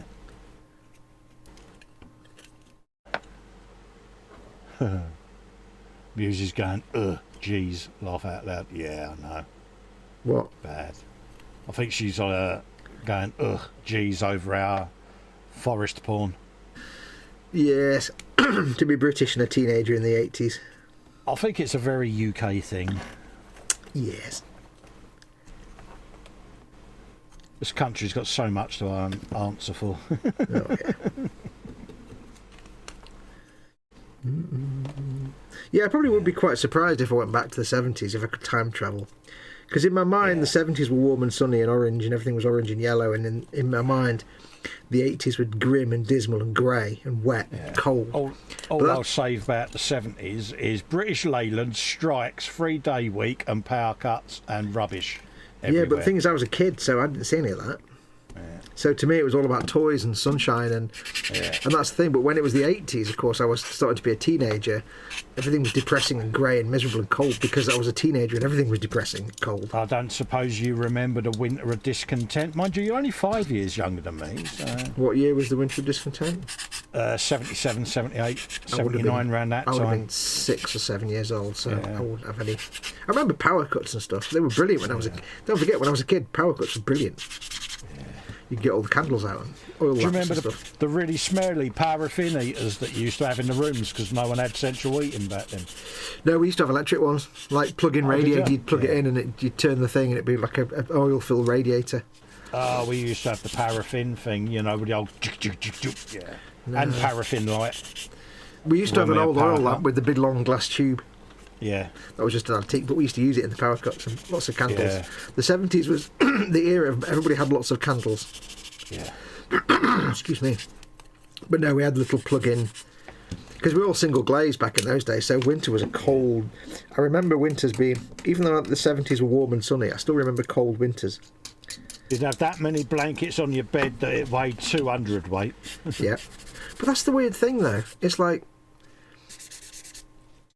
a cold winter now is miserable. But when I was a kid, a cold winter was like... adventure. I don't know why it wasn't so miserable. Like, you know, everything would be cold. We didn't have central heating. Everything would be cold all the time. And yet, it didn't bother me as a kid. Can you remember scraping the ice off the window in the morning to see whether it had snowed outside? Yeah. And that was about an inch of ice because everything was condensed all the time because it was all single glazing. Yeah. Yeah. And if it was really cold, your mum would let you sleep wearing your coat. Yeah. Yeah. Might want to put your coat on, lads. It's going to be really cold. I'm like, yeah, all right then. Brilliant. When you think about it, you know. But it's like, imagine now if you didn't have central heating, you'd just be like the depths of despair. But yeah. As a parent back then, it must have been soul destroying because, like you say, there was a lot of stresses, wasn't it, with strikes and. You know, everything was changing, wasn't it? Unemployment and redundancies and, oh, mate. Yeah.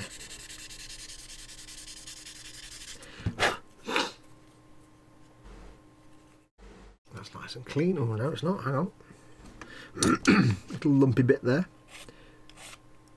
Must be fixed.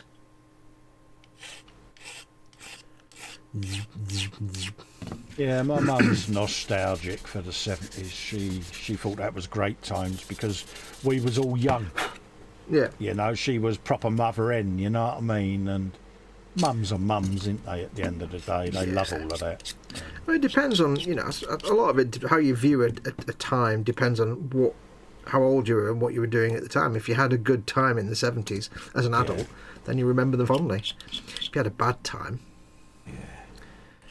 And like being a kid, if you had a good time in a decade, then you'll remember it. If you had a bad time in that decade, you'll remember it differently. I had a good life in the 1970s as a kid. It was cold and wet and miserable, but I didn't care. I was a kid, so. Absolutely. Which is why I think I'd be shocked if I could travel back in time and experience the 70s as an adult. Because it just would not live up to my memories at all. I'd be like, wait, what? This wasn't... Wow. Well, yeah, it wouldn't have the rose-tinted glasses that we see when we're kids, would it? I'd look at myself as a child and be like, you're an idiot. Sitting there shivering his nuts off on a winter's day, I'd be like, you're an idiot. What? Yeah, what are you doing there, you spoon? This is terrible. Why are you enjoying this decade? What? Yeah. Yeah, Sarah Jane, she says she just went 23 weeks without any heating and hot water, I have, you know. Yep. Yeah. Yes. Bless you. Like a little mini 1970s all over again. Yeah. I'll take it that's all sorted now for you, Sarah Jane, love. I think she said it had been, yeah. Yeah, the other day. because, yeah. Right, let's put on these flaps. I'm doing my flaps. Oh, you're playing with your flaps, are you, mate? I'm attaching my flaps. My flaps are a bit sticky. Oh, no. No, don't post it. For me, the overriding memory of the 1970s is net curtains. Net curtains and Draylon. I don't remember Draylon. I don't think we were that posh. Draylon was what every armchair was covered in back then, and them little sheets that went over the arms of the chairs. Oh no, we never had that. We had this kind of like, I can't describe it. It's almost like woolly thing, but it wasn't wool. Yeah. Yeah. The wallpaper, it was flock wallpaper. Do you remember that? Yeah, I remember that. I remember we used to have on the back of the settee, or one of the settees, we used to have this massive like stuffed lion. Yeah. That looked a bit surreal. It was very 1970s in its design. Yeah. And it must have come from Habitat. And I remember we used to have this, and it was about 3 foot long. And it was just like a thing designed to go on the back of a settee. And then I remember watching The Bill one day, and they go to interview this woman that lives in a council estate in this flat in the Jasmine Island, and there on the back of their sofa is one of these lions. I'm like, oh, wow! Oh, wow. It must have been like a Habitat thing or something. I don't know. Ghost Lyle's in saying hello. Hey, Ghost Lyle. Muse is saying the only thing that was bad in the 70s was her mother's hairstyles. Her hairdresser should have been shot. Yeah, 70s haircuts. Oh. Yeah, cheesecloth shirts and tank tops. Oh, cheesecloth shirt.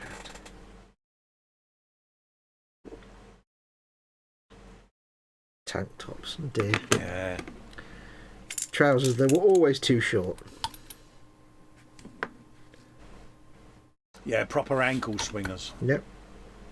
Platform shoes. Half-mast trousers, we used to call them. Blocker boots. Blocker boots. I think you and I might be the only people alive that remember blocker boots actually are. I wonder how many of the audience have Googled blocker boots, though. Well, they won't know how to spell them, though, so...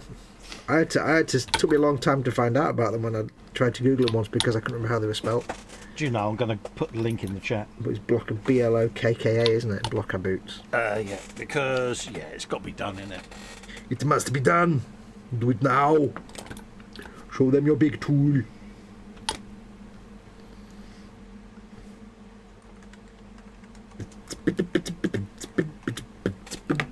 Swiggity now.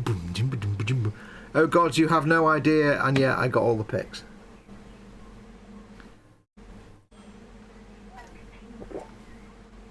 Yeah, Ghost Lars says hi Fox to me. Doesn't say hello to you though. Sorry. That's right, I don't mind. I'll sit here and cry. Yeah, blocker boots, maybe in the chat. Yeah. Lynn Dipple says happy Mother's Day to all the moms out there. I guess it's Mother's Day in the US today. Absolutely. Happy Mother's Day to all the US mums. Well done.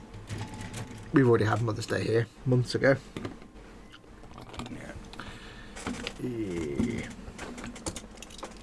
So Jane says, I don't remember much of the 70s as I was just trying to stay alive. Well, then, bearing in mind it's Mother's Day, Muse, you should be sat there with your feet up whilst everyone else cuts your grass for you, see? Yeah. See what I did? See what I did? That's the trick, leave the grass until Mother's Day and then they've got to clean it up for you. Yeah, see? Makes sense to me. We had your back. Unlike Si, who's at a barbecue, we had your back, Barbecue, Muse. my eye. Yeah. Such barbecue nonsense. Expect always see him. We are going to pick on him mercilessly, aren't we, mate? Wouldn't we anyway? Yeah. 43 Skill and or 45. things? It's in our contract. Absolutely. I will always support mockery of anybody that isn't me. You know that. Absolutely, mate. It is the order of things. Oops, I look that fell on the floor. forward. I look forward to the Skyrim mockage. Yeah, there wouldn't be mockage.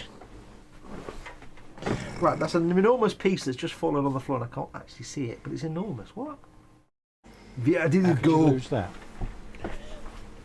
It went between my legs and then disappeared. Well, there it is. Muse says that's where she gets her own space. Yeah, I get that feeling, mate.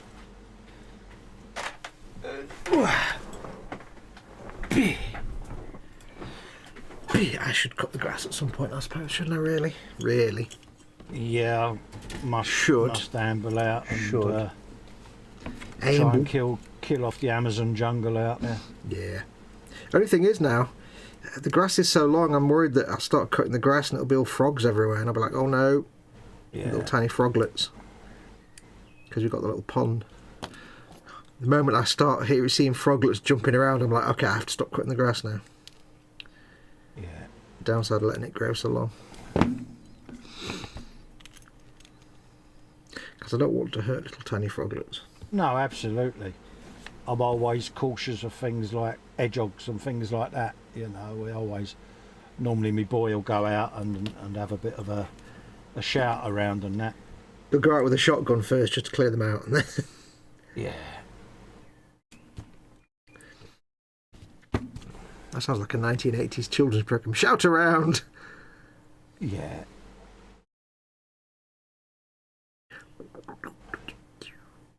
That's going to go on the end of the wing.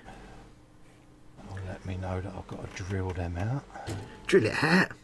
Drill it out. Drill it out. Give it the drill and drill it out. Drill it out, you nonce. You're supposed to drill that out, innit, you tool? What are you like? You're not drilled that out yet. Willkommen auf dem Toolhaus. Right. That's a bit of that, and that's a bit of that. You're a bit of that. Absolutely, mate. I agree. Paul J. Lewis says it's 2 house points he's had today. Smug. Yeah. Smart. Yeah, we all know what happens to teachers' pet. Yeah. God, we sound so bitter there, don't we? I'm not bitter. I'm bitter. Like the Guinness, I'm not bitter. Yeah, we are bitter. I am bitter. I'm always bitter. I'm made of bitter. Bitter, bitter. That's basically a lightsaber with a rocket on the end. Yeah. Let's not mince words, Bones. It's basically a lightsaber. Get your lightsabers here. Get your lightsabers here. Freight prepared. Freight prepared. I'm not going to cut the knobs off just yet, though. Cut your knobs off. Cut your knobs. Sarah Jane says, David Attenborough could make a TV series of rare species in the garden. I hate to think what's down there in the jungle. Yeah, mine's a bit like that. Don't hate to think it, love to think it. The more things that are living in your garden, the better. It's awesome. Well, this is it. We have got that thing at the moment, where they're saying leave the garden alone for a month. And it's like, if I leave it another month, the grass will be taller than the bloody fence. That's all right, but think of all the creatures you could find in the garden that you're giving a home to. Lions, tigers and bears, oh my. There's a giraffe in there somewhere, but I haven't seen him for weeks. Yeah. What was I going to do? I was going to drill that out. I was going to drill it out. You was going to give us some kicking beatbox is what you're going to do. Yeah, right. Banging beatbox even. Yeah.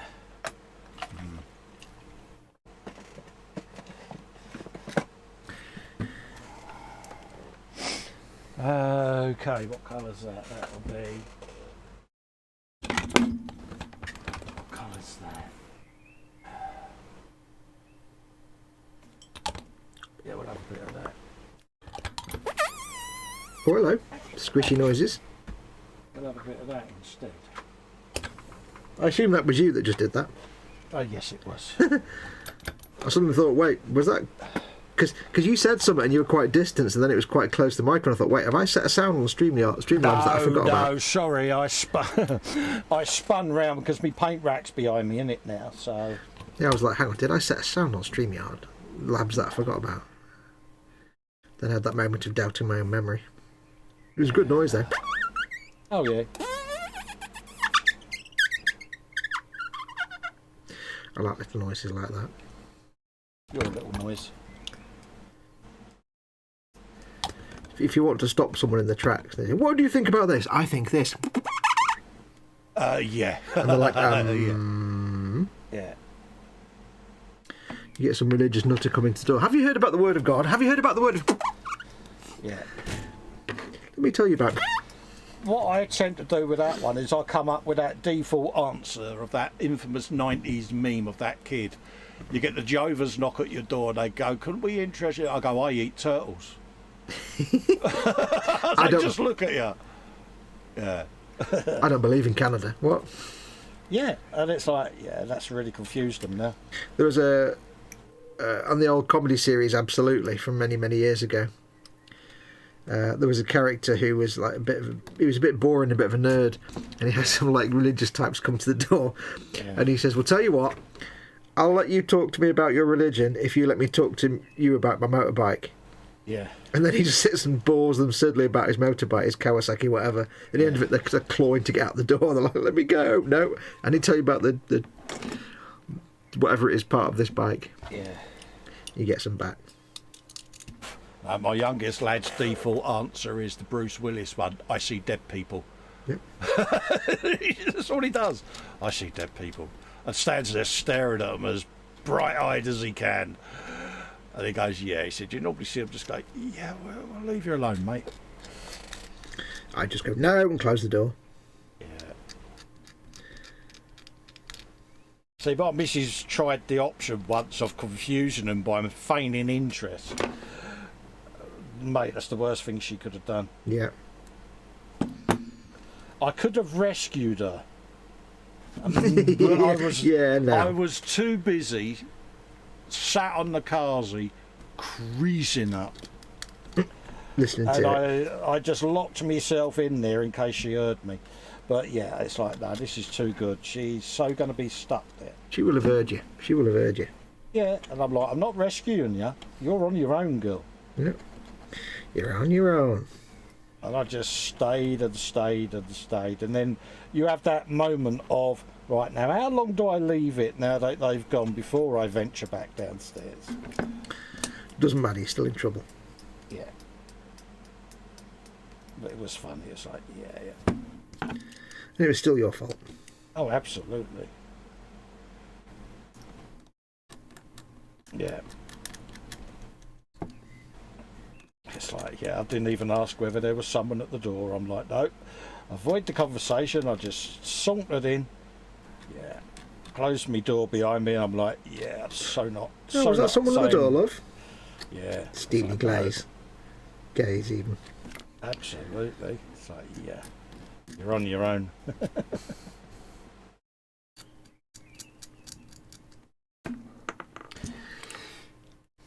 Frankie Goes Hobblewood's in. Hey, Frankie. Hello, Hi, mate. Colin and How Foxx and chat. I'm at work. One more 12-hour night shift has started. Boom. Oh, bless you. Well, I hope everything's all right, Frankie. Lovely to see you, mate. Oh, no. Games Workshop sent me a thing, which is probably a bad thing, but it's about Middle Earth and Mortal Realms. So I'm not bothered. Oh, dear. Yeah. Also, my stream yesterday from Cyberpunk was limited or no ads. Yeah. So I did the thing just to sort of, get them to double check it, and it's come back and said, yeah, it's limited or no ads. Oh, really? Why's that then? Because it's gaming. It's because there's a dirty, great big naked man's bee-piss on screen at several occasions. Ah. Can't really get around that one. Yeah. So, yeah. It's fine.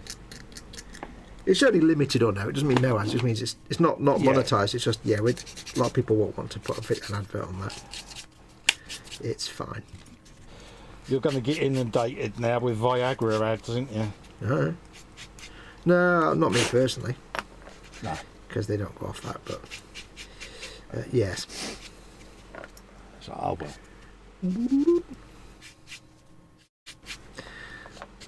But I got a view out of it because it means somebody has to sit and watch it. So that's cool. Absolutely. Edward Leonard's in. Hello, Edward. How are you doing, mate? Hello, my friend. How are you doing today? Squishy. It was a little tiny one going really fast. Yeah, like I say, that is a fast squishy if ever I've seen one. It's fun watching the Nautilus dives when they're down at the bottom of the sea and they see jellyfish and stuff and jellies and things. Yeah. But occasionally they'll be going along from A to B and like a little tiny jelly like that big Yeah. will just go bast on the screen. And they're all like, oh, it's so cute. Little tiny sort of bell jelly or something. The size of a grain of rice. But I like it when it's an all-female crew, though, because they go all giggly and stuff over cute things. The male crews are great, but they're not as much fun. They don't get excited about cute things. Yeah. Female commentary on them streams is brilliant. Yeah, well, they're all that excited about what they're doing and stuff. Yeah. When they see like a shrimp or whatever. The blokes just try to be all scientific-y, and it's like, no, we want squishy girly noises. Yeah, like the bloke might be like, oh, that's really cute, but the girl's like, wee! Yeah. The girls squee when they get the little shrimps and sea slugs and things. Ha la la la la la la la la la. Which way does this go now? It goes this way. Back there, you'll see.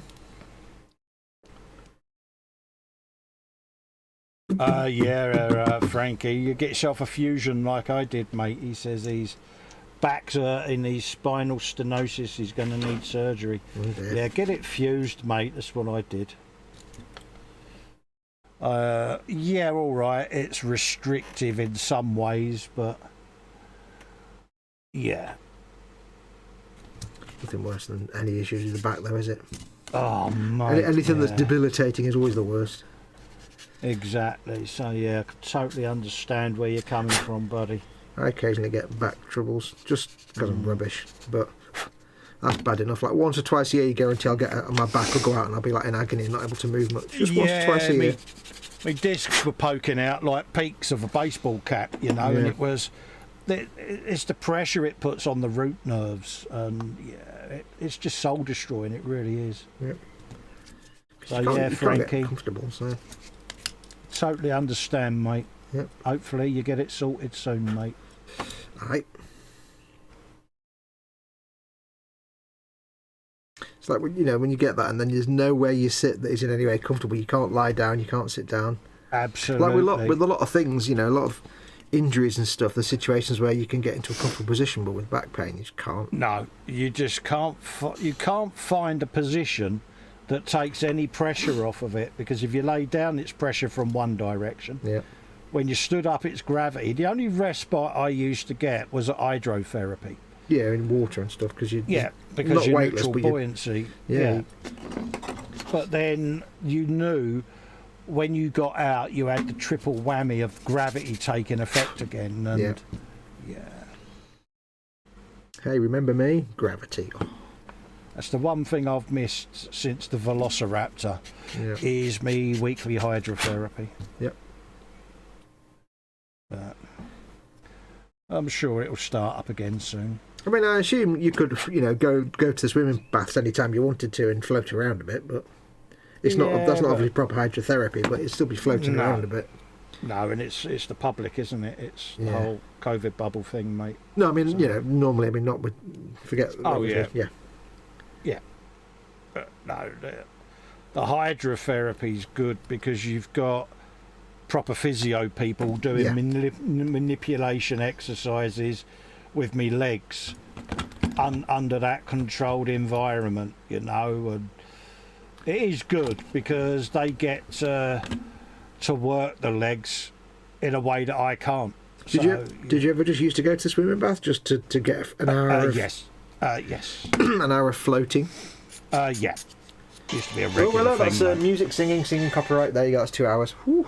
Yeah, no worries, mate. Yeah, I used to love doing a bit of the old hydrotherapy, mate. Floaty.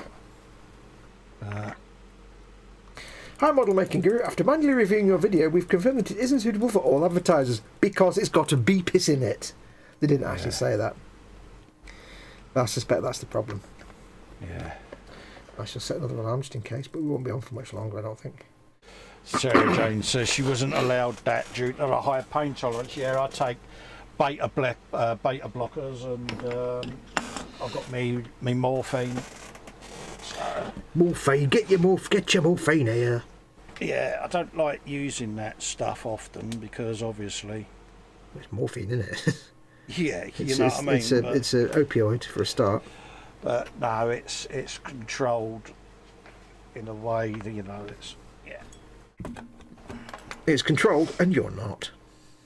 Absolutely, you know, it's there, but it's one of those, it's very rare I resort to it. You know, it's normally H that makes the call and goes, actually, you might want to give yourself a bit of that and go and have a lay down, mate, because you're not sleeping through pain, therefore. Yeah. And then she lets the team know anyway. You had to have Oromorph this week because... Well, it's just one of those things, isn't it? Sometimes it's just that bad that you can't ignore it. Yeah. Nothing you can do. Just go with it.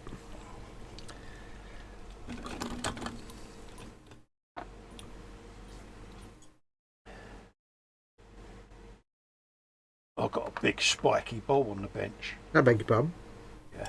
I had a massive blue ball on my bench the other day. Oh, nice. Let me full screen your big spiky ball. Big spiky ball. Just got to have the other panels painted. Got nipples on it. I know, it's got big tits on them, mate, isn't it? Big spiky ball. Spiky ball. Get your balls here. Spiky balls, freight repair. Lindipple says, oh, the EV Nautilus is heading back out. OECI technology integration, May 6th to 21st. Cool. Oh, nice. I'm actually watching, when I'm playing Cyberpunk or whatever, when I spend some time on the Xbox. Yeah. What I'm doing is I'm sitting there playing on the Xbox, but because a lot of it's just me pootling about, I've actually got the EV Nautilus dives, the playlist from this year's expeditions, just working its way through the playlist one by one. Yeah, I've got on one of my playlist monitors. saved. Yeah. They've thankfully started putting them roughly in order. Some of the older ones, they're all in random orders, so you kind of, it's like so frustrating. Because normally you just put the playlist on loop and press play, and then auto play on, and then just go through each episode and each video, and you can watch for hours and hours and hours. But they kind of frustrate when they get all the... So 1 minute you're like just descending, the next minute you're on the seafloor or on your way up, and it's like, wait, what? Yeah, but they are addictive viewing, aren't they, that sort of programme? I mean, especially with the I old love teams. all of that. I love a bit of the old deep sea diving stuff. I was watching them last night, and they were talking about the amazingness of jumping sea anemones. Oh, right, yeah. There's a sea anemone that jumps. Oh, wow. And they said we were approaching one once, and we were going to try and take a sample of it, and just as we got the manipulator right next to it, it just jumped off the rock and ran off. Off it went, yeah. And it's like, you don't expect sea anemones to even move, never mind jump. Yeah. Well, it's not something you would expect, is it? No. But then again, a lot of people forget that sea anemone is not a plant. Yeah. People often forget that things like sea pens and sea anemones aren't actually plants, they're animals. And corals. You can see why, because they look like plant-like, but they're not. It's a living creature, isn't it, at the end of the day? Whereas a sea pig, of course, is 100% animal. I like sea pigs. Yeah. Sea cucumber. Yeah, I know exactly what you mean, Frankie. Yeah, they've got to open up the spinal canal and probably do the spurs where the root nerves come out, mate. Yeah. I had them spurs ground off in the end when they done mine. What, the little wings that stick out the side of the vertebrae? Yeah, where you've got each vertebrae, it has like a pair of horns. Yeah, it's like a tube. Yeah, and in between them you've got all the root nerves. They actually cut all of them off in a section. Ground out round the spinal canal to give that more room. Yeah. And then I had the rods put in each side with the screws holding that in and like the cage. Yeah. And then they drilled into the pelvis and took out bone plugs. And they put little round cages in between where them horns used to be. and fill it with bone, and it all grows in one big mass. And yeah, It's amazing what they can do, though, isn't it? it's amazing what they can do. I had it scanned before they went in and took out Goliath. Yeah. Just to see how it was all going, and the bone has started to grow in there. So It's amazing how when you describe what they do, it sounds really logical because it's like a DIY thing, but then you think, but that's inside the human body. it's inside the human body. It is strange because I can press deep on my back and I can feel the metal rods. Yeah. You know, that can be a little, you know, it makes H squeamish. Yeah. You know, I say, look, give that a prod, love. Go on, you know you want to. She's like, Your back. And she's like, oh, that just feels so wrong.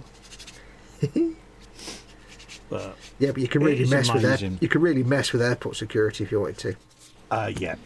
Well, they go over you, don't they? Because I triggered a thing. You're like, Yeah, and they go over you with the wand, but we carry an envelope with us, and in there is got the list of all the metalwork in me. Yeah. Where it is, why it's there. I mean, they could just when get it was put there, and yeah. They'd see in the scan anyway, wouldn't they? All the metal pins and things. Yeah, Helen's already said that at the airport. Just throw him through your scanner, you'll see it perfectly.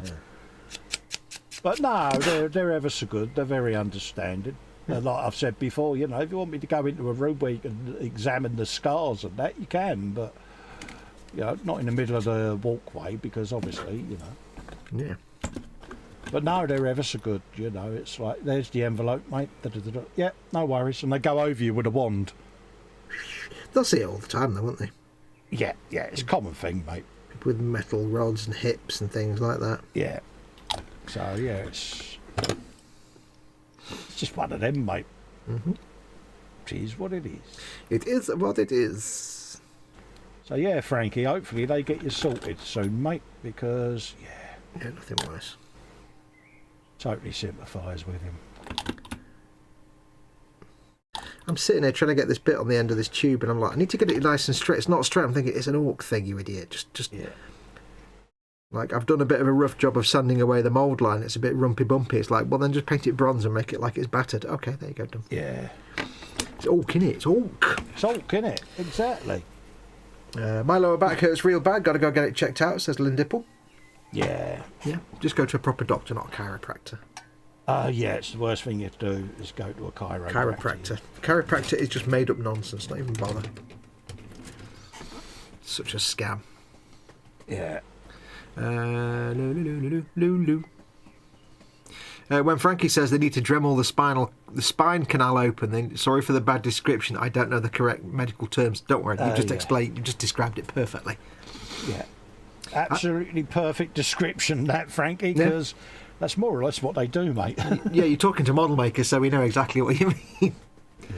Yeah. Jeff says, I have a bunch of broken pieces of bone floating around my neck. I have no idea when this happened.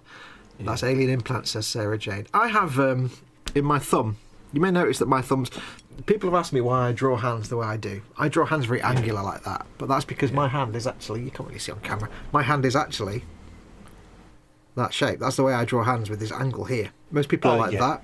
I'm like that. But a few years ago, about 7 or 8 years ago, I developed a crippling pain there on that knuckle.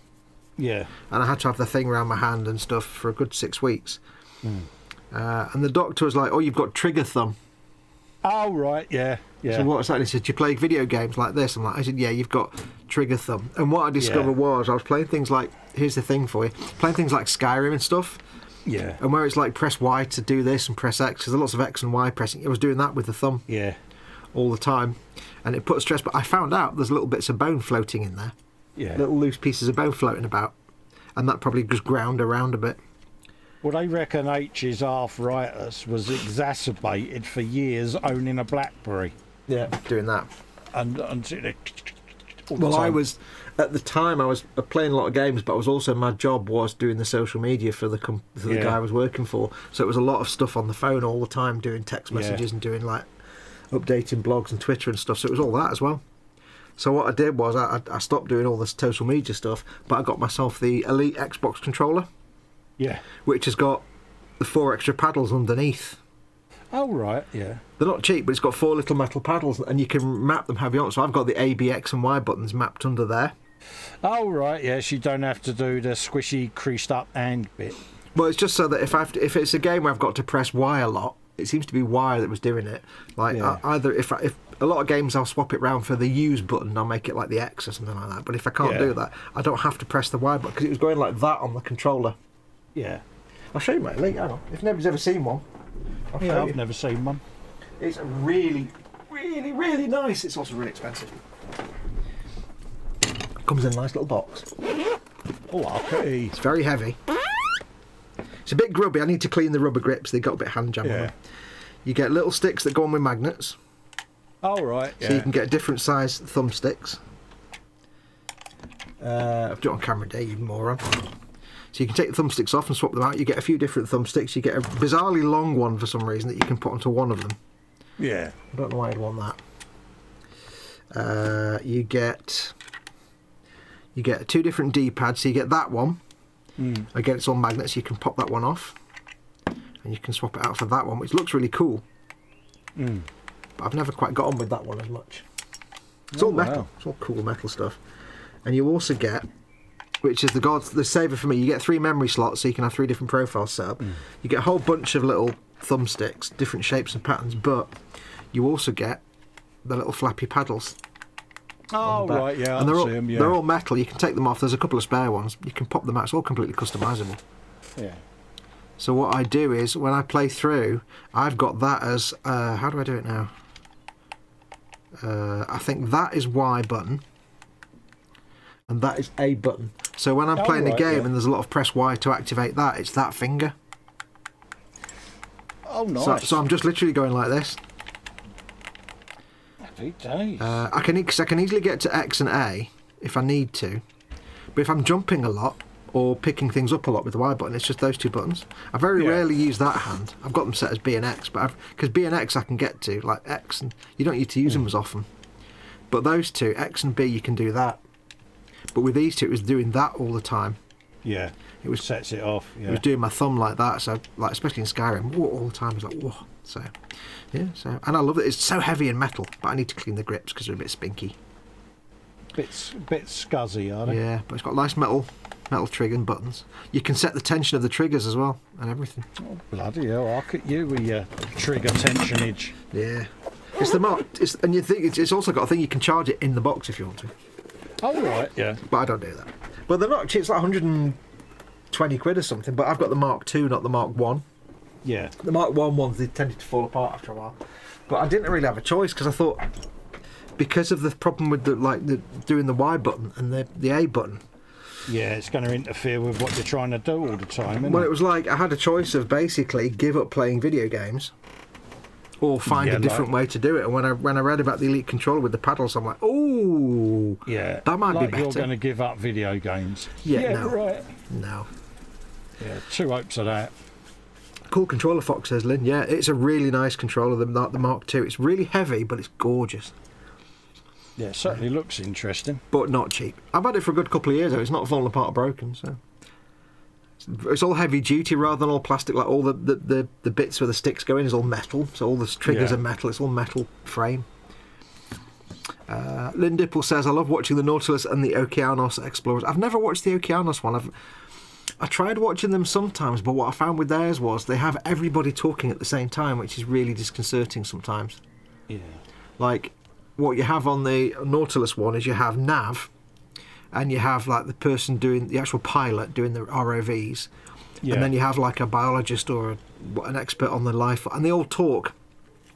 But typically, Nav and the pilot will do their best not to talk over the people explaining to the viewers what's going on. But with Okeanos, I found they could have changed it now, but you'd have the Nav and pilot talking away in one speaker, and the biologists and stuff in the other speaker. It'd be like, I can't concentrate on who's talking about what. Yeah, they're drowning each other out. Yeah, it's terrible. La, la, la, la, la, la, la, la, la. Frankie says, at this time I don't need metal, the doc said. I hope surgery is in autumn. I want to celebrate my birthday first on my own feet. Absolutely, mate. Yeah. Fingers crossed, buddy. Good luck. Yeah, hope it works out for you, mate, because There's nothing worse, buddy. Yeah. Jeff says when Sarah Jane said the bits of bone in Jeff's neck are the alien implants, he says, that would explain why I don't remember. Yeah. Show us on the dolly where the alien touched you. Candygram says Chris at Grace Models recently received a Steam Deck that he ordered about a year ago. Lynn says, wow, that's a mail service. Yeah. Foxx, if it doesn't make a cuppa, you've got the wrong controller priorities, you know. I know. Press X to brew. But no, it was a godsend, that controller. I just hope it lasts a long time because it's very expensive and I can't afford to replace it. So, and when I play, I was going to stream some Space Marine. Oh right, yeah. So I actually got my old Xbox 360 out specifically to be able to stream Space Marine and maybe some Medal of Honor Frontline. Right. But of course, that's the old controller. You can't use the Elite controller on the 360. Oh right, yeah, of course. So it's like that would have to be a button free and oh well. Might have to look around for a cheap 360 controller that's got buttons on the bottom. You could probably get them. Somebody probably makes one. Oh, it's got to be an aftermarket one somewhere. Yeah, there'll be a Mad Cats with flappy paddles or something. Right, I built 2 wings and I built the bits that go on the end, but I've got to let them glue for a while so I can scrape the nubs and mould line off. Oh right, yeah. So you've got to pause. Is that what? No, I'm just debating whether I should glue them on the wing or not yet. Or should I just not bother and clean them up first? That's that one, which needs to go that way.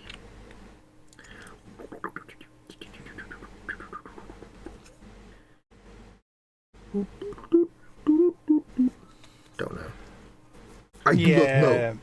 I mean, I slapped mine on purely and simply because this is getting stripped anyway and repainted. So. Yeah, might be easier to clean once they're in place in situ. Yeah.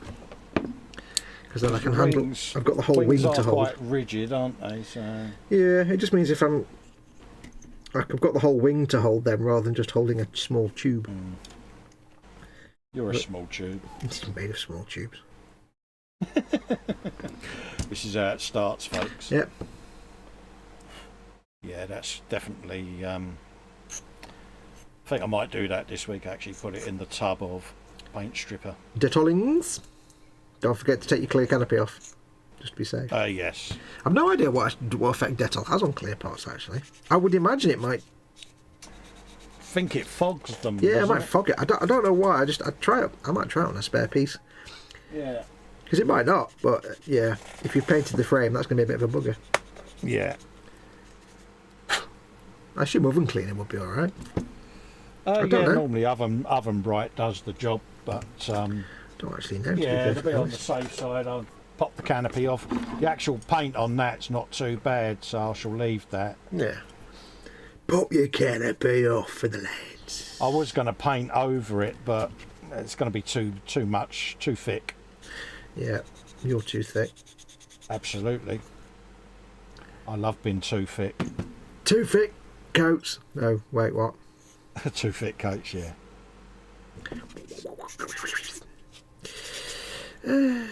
So what's belly for you tonight then? What have you got planned? Leg of lamb, mate. Ooh, because it's Sunday, it's roast day, isn't it? Yeah, it's roastikins, mate. Oh. Yeah, leg of lamb. Leg of lamb. Isn't he in isn't it the archer, the elf? Yeah. See what I did there? You see what I did there? Did I just do a Lord of the Rings joke? Even though I can't stand Lord of the Rings. I think you did a Lord of the Rings quote there, mate. Even though I can't stand Lord of the Rings. Yeah. I can't stand Lord of the Rings. Yeah, it was on the other night, the boy had it on. I was like, bloody hell, I haven't seen that for a while. And then it's like, yeah, it was kind of rough. I've no interest in Lord of the Rings at all. No, I've read the book. It doesn't. I don't know why. It's just. I don't know. It's just a bit too fantasy nonsense for me, I think. Yeah. Which, given that I like things like Skyrim, yeah. It's kind of weird. But at the same time, I'm doing Skyrim. I'm just watching it. Yeah, I don't know. It was almost like a rite of passage, when you would have a joint, some joss sticks, and Lord of the Rings. It was like, yeah, that's pretty. I think maybe it's because when I was first exposed to it, I was at secondary school, and it was all the really nerdy kids that were into chess club that were into it, and I wasn't part of that crowd because I wasn't. Yeah. I was a geek, not a nerd. And I'd be like, yeah, I'm not one of them. I'm not one of them nerds with their Lord of the Rings and their chess club nonsense and their I've just de-scuzzed my Citadel pot. Look at that, scars. Whoa. satisfaction maximum. It's the amount of paint that you end up wasting, isn't it? So, Yeah, absolutely. Absolutely. absolute pain in the arse. But Pain in the arse, pain in the arse. I've often thought of decanting all my pots, but I just can't be arsed. Gentlemen, decant your pots. No, I can't be bothered doing that nonsense. Yeah, no, It's enough effort just to get the scuzz off them. Yeah, that's right. Well, I just think, well, you're going to have to thin it right down and probably waste paint decanting it, so... Yeah. Could have a spider pig for your trouble, though. Spider pig! Spider pigs! Nah. Can't be bothered decanting stuff. No, I've printed out a paint rack to fit them bottles now, so it's like, yeah, so that it can stay in them bottles. I got myself 4 of them tilting drawer things to put all my Vallejo paints in. And I only managed to fill like 2.5 of them. Yeah. But then I had a load of free extra drawers that I took all the Vallejo paints out of, so now I've got I've put other things in other drawers now. It's all kind of nice and balanced out. The only thing that put me off getting them is sometimes I don't always get the lids on properly on my bottles or on my jars, and I just didn't want to risk it. No, I'm only restricting them to Citadel pots and Vallejo dropper bottle type pots. Yeah. I'm not putting my washes and things in. I put shades in there because you can close a shade properly. Yeah, but them seals on them other ones, is it the MIG ones? They're useless. Oh no, the ammo MIG enamel stuff's absolute Yeah. garbage. Those pots, you can't put them sideways, flat. And I thought, actually, you know, now that I've moved my cave around, I didn't bother extending my hobby zone because I was going to double the length of my bench, but Yeah. I kind of looked at it and thought, actually, storage is more important than having a large bench because I'm only going to be filming in an area that big. Yeah. So what's the point? Do you want me to wander around there? No, I moved my microphone round so that I could clean my hands because I had paint on my hands. Have you got a jar of Swarfiga?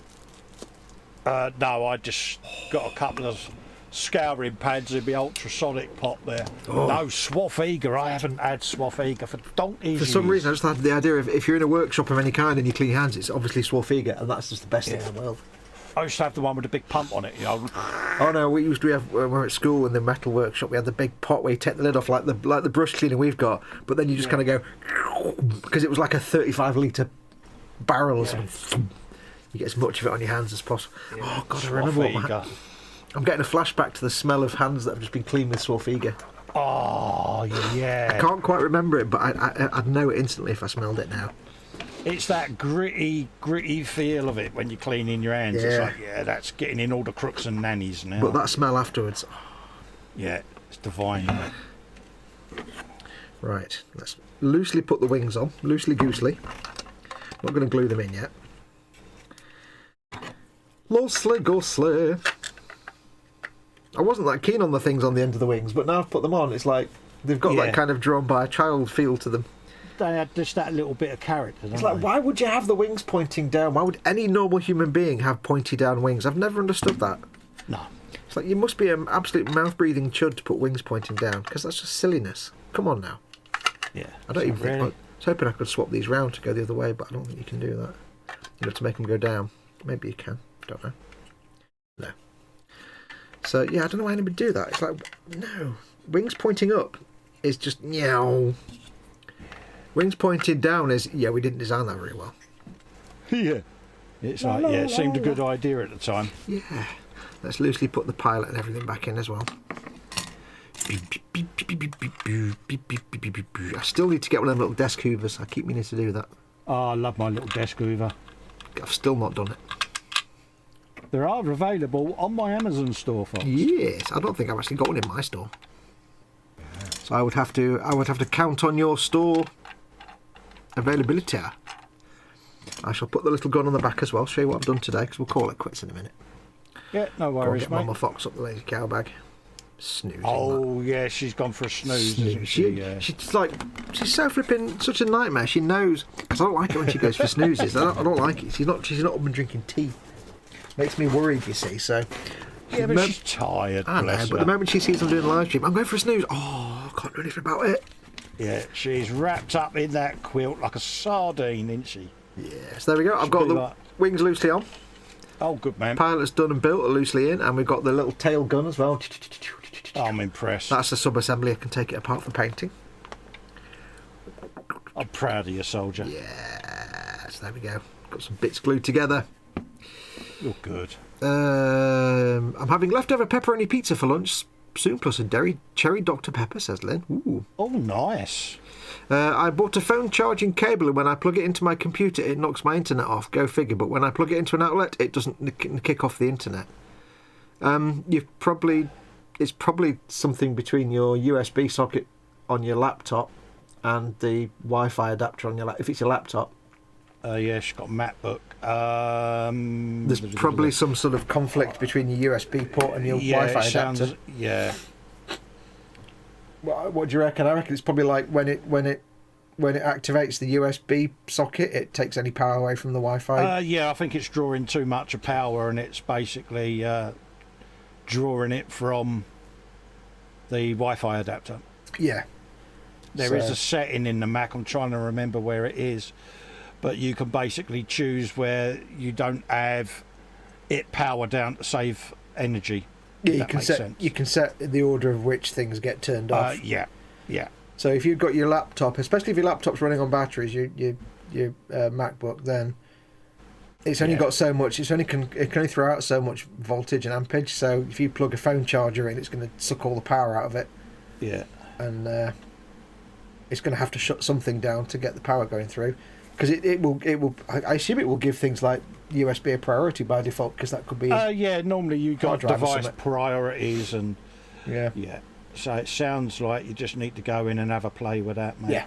I think by default USB gets priority because it could be something like a hard drive. Yes. And it can't afford to turn power off to a hard drive if it doesn't know the options. So. No, that's right. Yeah. Or just plug it into a wall wart. But yeah. Looks good, Foxx. This is mid 2012 MacBook Pro. There you go. Yeah. I knew you had a laptop type thing. Yeah. I assume if the MacBook was plugged into the mains, then it might be a bit more stable when you plug something new. It depends what else you've got plugged in, because I suppose if you've got... Go on. Because if she's got a separate keyboard and a mouse plugged in, I don't know what rig setup she's using, but... I'm going to guess you might have a mouse plugged in. Yeah. Depends what. If you've got like 35 different things plugged in, then it's just not got enough power. Well, if I remember rightly, I'm sure Lynn's got a NAS box as well with like 4 or 5 different drives in it that she has running off of it and all. And yeah, it's just not enough power. Something's got to give at the end of the day. I mean, I run a 2011 MacBook Pro and I can put my phone charger and that in it quite happily, but I have been in and changed all the power options in it. Yeah. Yeah, anything like that where something goes off when you plug something in, it's a conflict or a power conflict, or it's either a conflict or there's not enough juice.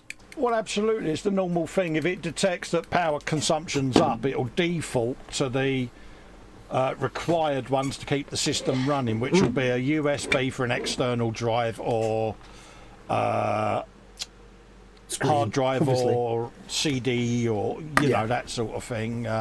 So yeah. Yeah. Yeah. It's like me. Strange. It's like when I eventually get a graphics card for my PC, I'll have to make sure I give the details of the power supply in my computer, because I need to make when my buddy. Yeah, you go into your power management in Windows, and you basically make sure that the graphics card is always on. Yeah, but I'll have to make sure I'm reminding Martin what the power pack is, because I need to make sure the power supply I've got is enough to run everything I've got already plus a graphic card. What's the wattage of it? Yeah, I've no idea. It'll tell you. It'll be written on the side. So yeah. Yeah, he'll know anyway. But I think I might have just enough to run everything I've got, so I might need a new power supply for it. I'm lucky because on this and my server, I run EVGA 1000 watt paired PSUs. So. Yeah, no, I've just got. I probably need a new a PSU on mine if I stick a new graphics card in there. And they're all modular, so I just add cables as I need to. Look at the modularity. Absolutely. Right, I think we'll call it a show. No worries, I'm mate. getting a bit of a grumpy headache. Oh, bless Sarah Jane says, Colin, I've started the Tamiya Yamaha Tech 3 bike. Oh, nice. Look forward to seeing that. No external plugins apart from the laptop charging cable. Oh. Yeah, it'll be in your settings somewhere. Lynn Dipple says, cool, can't wait to see the motorbike that Sarah Jane's doing. Absolutely. Yeah. Right, well, I think we'll call it a show there. This is coming along nice. There's not much left to do on this now, actually, I don't think. Absolutely. I've been doing a bit of... Go on. I was going to say, I might have to think about maybe potentially doing something custom with it. I don't know. Ooh, I've got these tailplanes here, but can I get anything else on them? We'll figure something out. Exactly. Oh, you got to be doing kit bashing. I don't know. I might not. Oh, happy days. I might not. But yes, well, I think we'll call it a show there. So thank you, everyone who's been watching. Thank you for sticking with us today. Always appreciate it when you come along to watch. Absolutely. Don't forget, of course, if you'd like to support this channel and keep this channel alive so we can do more of these things, then make sure to become a patron or a channel member. You can go to patreon.com/modelmakingguru and become a patron, or you can press the join button underneath any one of my videos to become a channel member. You'll support the channel directly, get loads of freebies and benefits, and you'll also get access to the live Zoom 24/7 hangout. You can also do the same for Colin at Festa67's workshop on Patreon, or click on the join button under his videos and do the same for him. I will be back tomorrow with Colin and Chris and Ted for eModels Monday, because it's not a bank holiday. It's Ted's what's in store, so you might have to remind him. Yeah, it's Ted's what's in store, so we will have to remind him. So we're back tomorrow for that. I will hopefully try and get some filming done this week on the Imperial Night, so hopefully, fingers crossed, if I do, I'll have some content coming up. Keep an eye on that. And then I'll be back on Friday with Colin, of course, and then Sunday for this. I'll try and do another Cyberpunk stream during the week, but I don't know when yet. I haven't decided a good slot to do it permanently. I don't want to do Saturday all the time, because that's my Skyrim slot, so we shall steady now. We shall see. What have you got on this week, Col? A-Models on Monday. Mm-hmm. Then on Wednesday, the Wednesday at the Bench stream is over on E-Models' YouTube channel, because we are doing the stream for them on Wednesday. So you can do that every other week or something, or a few weeks there, a few weeks here? At the moment. Yeah, I mean, it's one of them. I've moved my normal Wednesday show to the Sunday to drop it in there, so I might just do it for the duration of that build for E-Models, then go back to my own channel for a few weeks or whatever, and then get another build lined up. I don't know yet. We'll see how it goes. And then obviously Friday Frolic with your good self. Yes. Sunday at the Bench. Friday Frolic with me and Colin. And could there be somebody else? You never know. Depends on whether he forgets again, doesn't He'll forget, won't he? He'll forget. Because he'll forget. A barbecue boy. Yeah, barbecue. Yeah, you wait till we see him. We're going to rip him, mate. The moment he missed out on whatever it was, the moment he missed out on Warhammer World because he had to go and buy a Pikachu in London, you knew he was going to be unreliable. Yeah. Why? I mean, we planned a road trip. For those that don't know, we planned an entire road trip to Warhammer World, and everyone turned up, apart from Cy Reynolds, who had to go into London to buy a Pikachu from a Pikachu store for his girlfriend. Yeah. It's like, you've been planning this for weeks. It's an entire road trip, and you only live around the corner from Warhammer World. That's what made it even worse. Yeah. At the time, he was living down the road. He could have just walked up. God. He had one job. Yeah, and never lived that down. And he never will. No, he won't live that one down, mate. Anyway, we shall leave it there. So, folks, thank you very much for watching, as always. Do take care. Go make something awesome. Go be awesome. And until next time, I shall say... Adios, amigos. Oh, you tart.